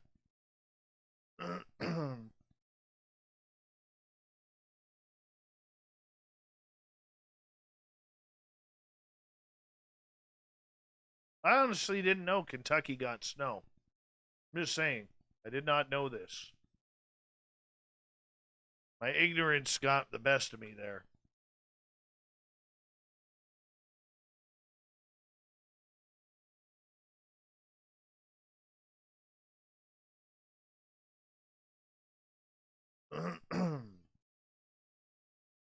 Totally got the best of me.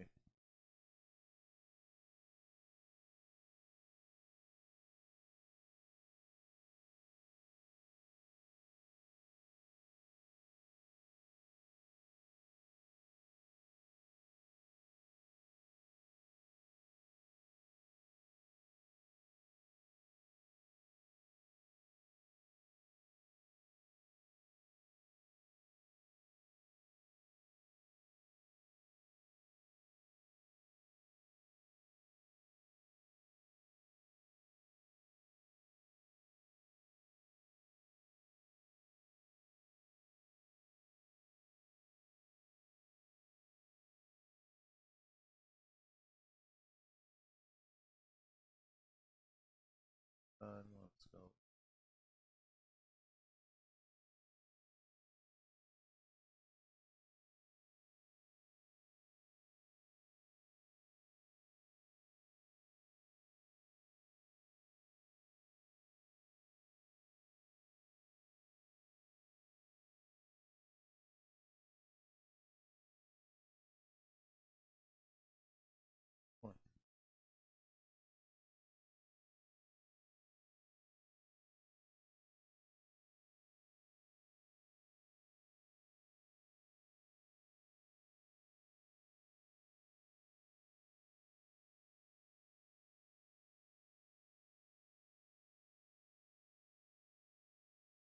Oh, you did, Chris Jarvis. Did it get sent off? Did it get sent off? Let me know.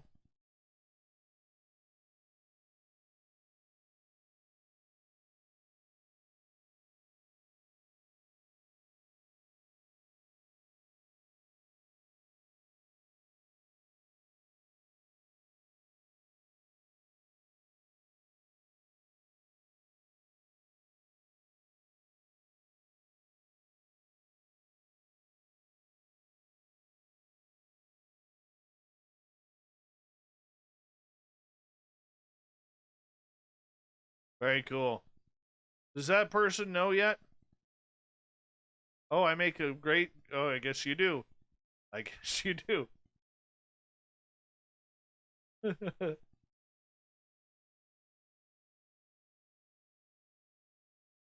I am that guy. I aim to please.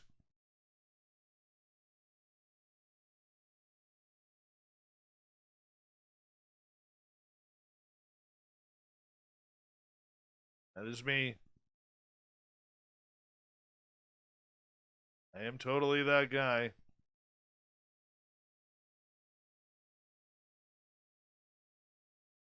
Hey, Paul Holland, how you doing?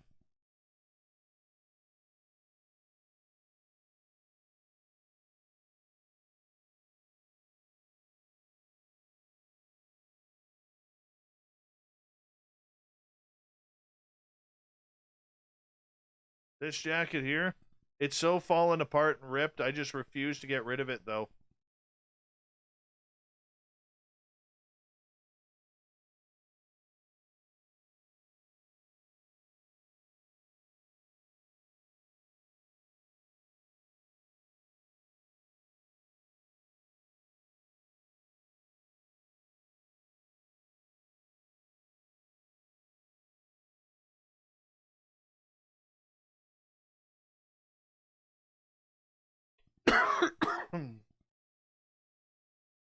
Yeah, the fact that there's snow in Australia, too, that just kind of trips me out.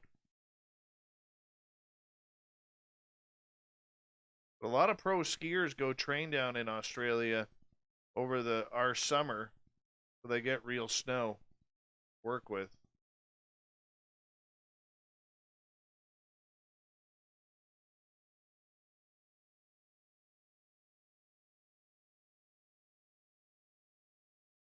Our ski hill, which is about, I got a ski hill about 30 minutes from me. It's open.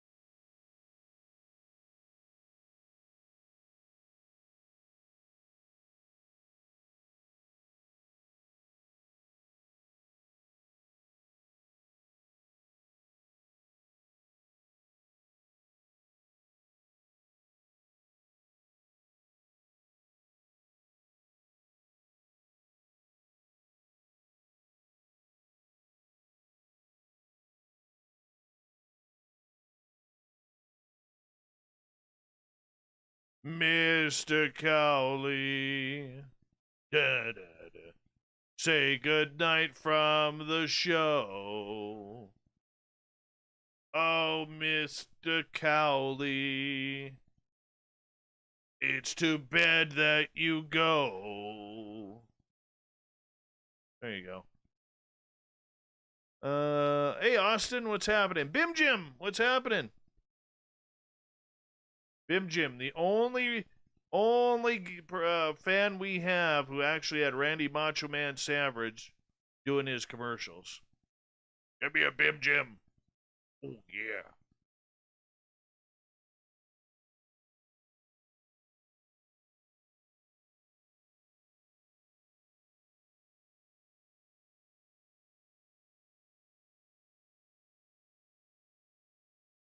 I don't even think Mr. Cowley even heard that.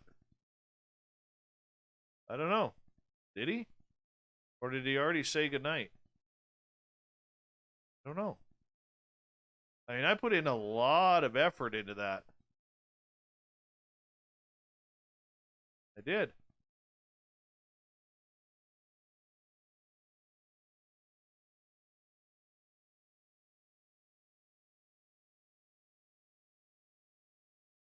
Oh, good. Thanks, Andy. Mr. Cowley. Da, da, da, da. Heading off to the bed. Oh, Mr. Cowley. Likes cold pillows instead. He tosses and turns until he's comfy while he goes off into the night. Hey, Dave, did you see quite a number of photos that Mystery Wire put out, Area 51, and was there a reason behind it? I don't know. I did see a couple of the photos. I thought they were kind of cool.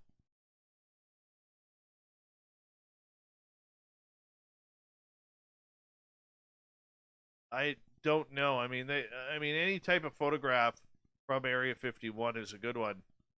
You know, that's for sure.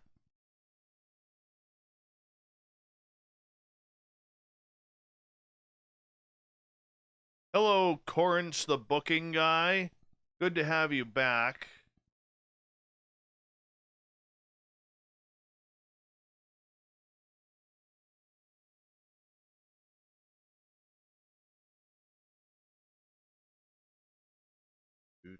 Okay.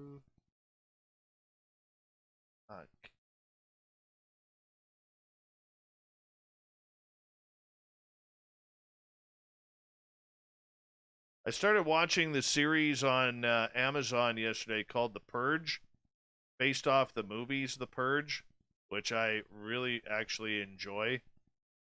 That's some screwed up stuff.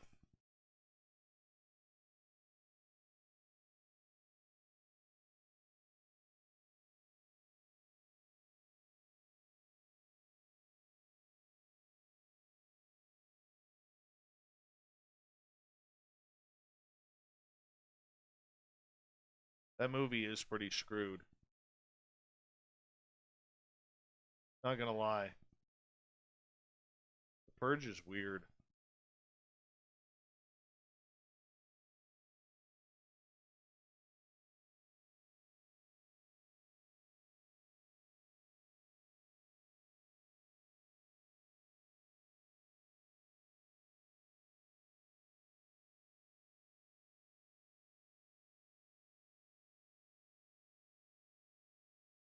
The movies are much better where you so for people who haven't seen it, it's about this new founding fathers of America taking over the government, and they instilled this thing called the Purge, where on a certain day in March every year you get 12 hours to do whatever you want to do, and literally kill whoever you want to kill, and it's pretty insane. Some of the storylines they have in it.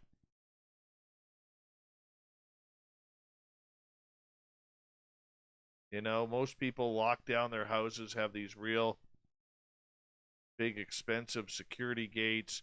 I mean, people using machetes and flamethrowers and whips and guns, and it honestly, it's grotesque. It is. It's grotesque.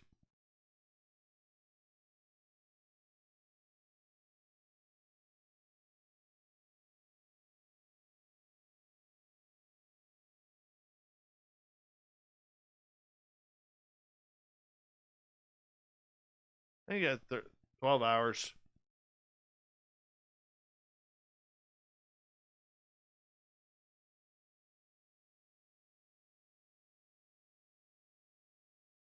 Brett Lewis is breaking out the base. Oh, let's do it, Brett. Let's do it.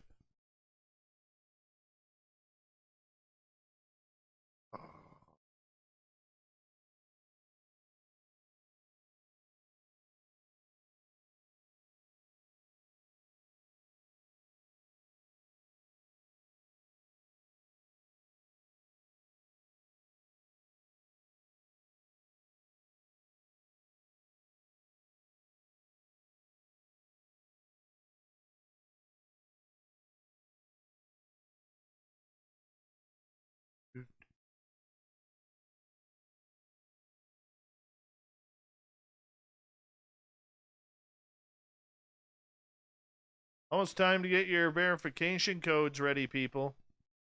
Just saying, it's almost time.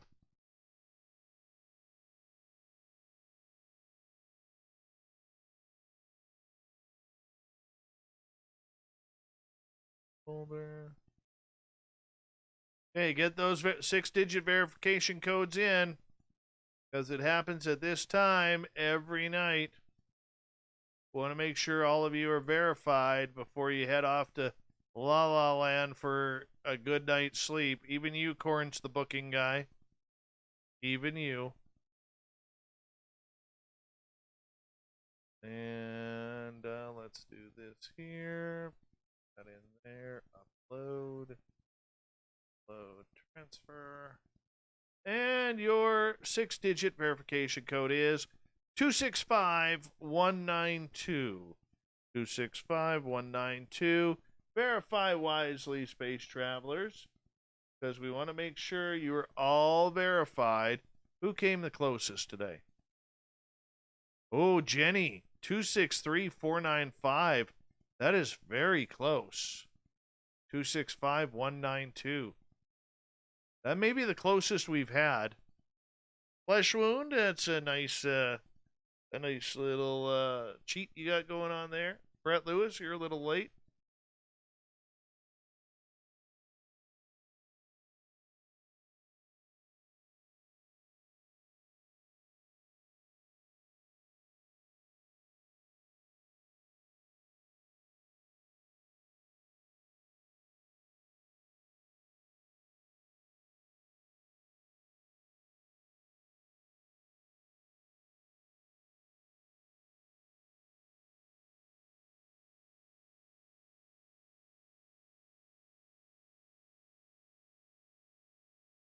Jenny was very close. Like she was reading my computer or something. She was very close.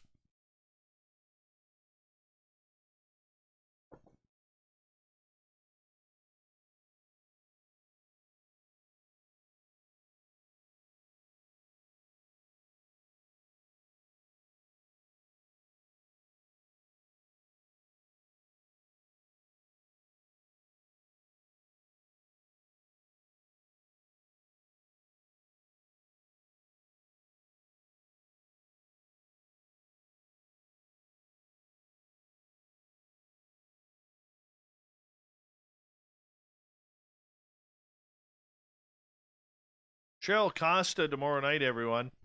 Cheryl Costa tomorrow night, talking UFOs. What's a UFO truth? Going to be a great show tomorrow. Cheryl's brilliant. She's also joined the writing team at uapresearch.com, where I do a little bit of writing as well. And we kind of go from there. She's pretty brilliant.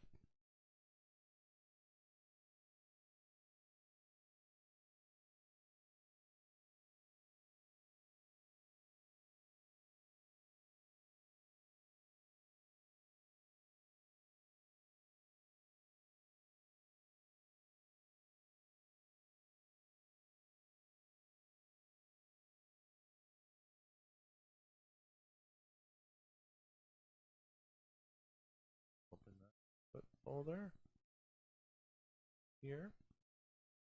Drop those in.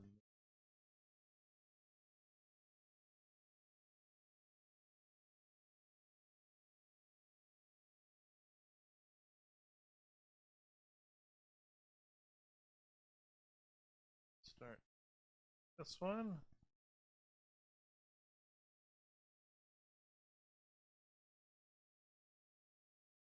Upload that.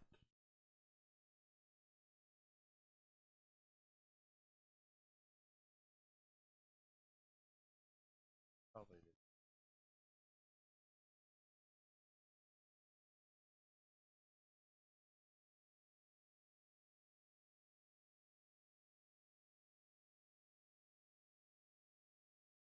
Still got a little bit extra music. Bro. All right.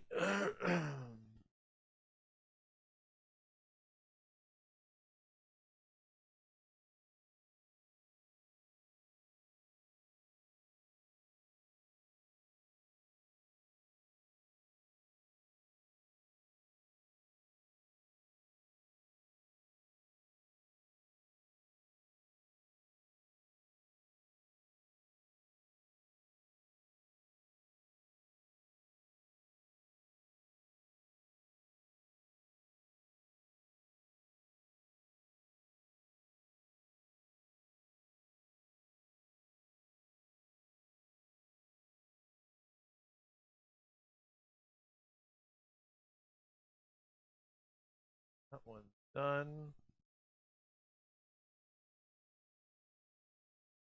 And yeah. Well, we're pretty much done here, people. So I'm gonna say goodnight. My neck is killing me here. I'm gonna say goodnight to all of you, and thank you to everybody on the super chats. Let's see how much closer we got tonight on hitting our target here. Here we're still at 9,870, 130 to go. Nobody knew tonight after the show, but we did have a big increase here in the last few days. We did. So that works out.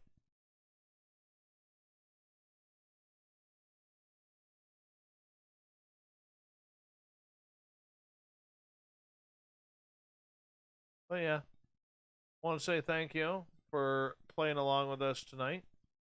Really do appreciate it. We will talk to all of you tomorrow night. Cheryl Costa is our guest. So make sure you stay tuned on in, and we'll have a good time together. Sound good? Okay, let's do it. So we'll see you all tomorrow. I'm going to go throw some muscle relaxant on my neck.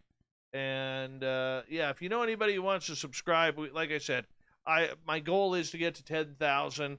We only have a few days left to do that. So let's all push hard, see if we can make it happen. Talk to you soon, guys. We own the night. Take care.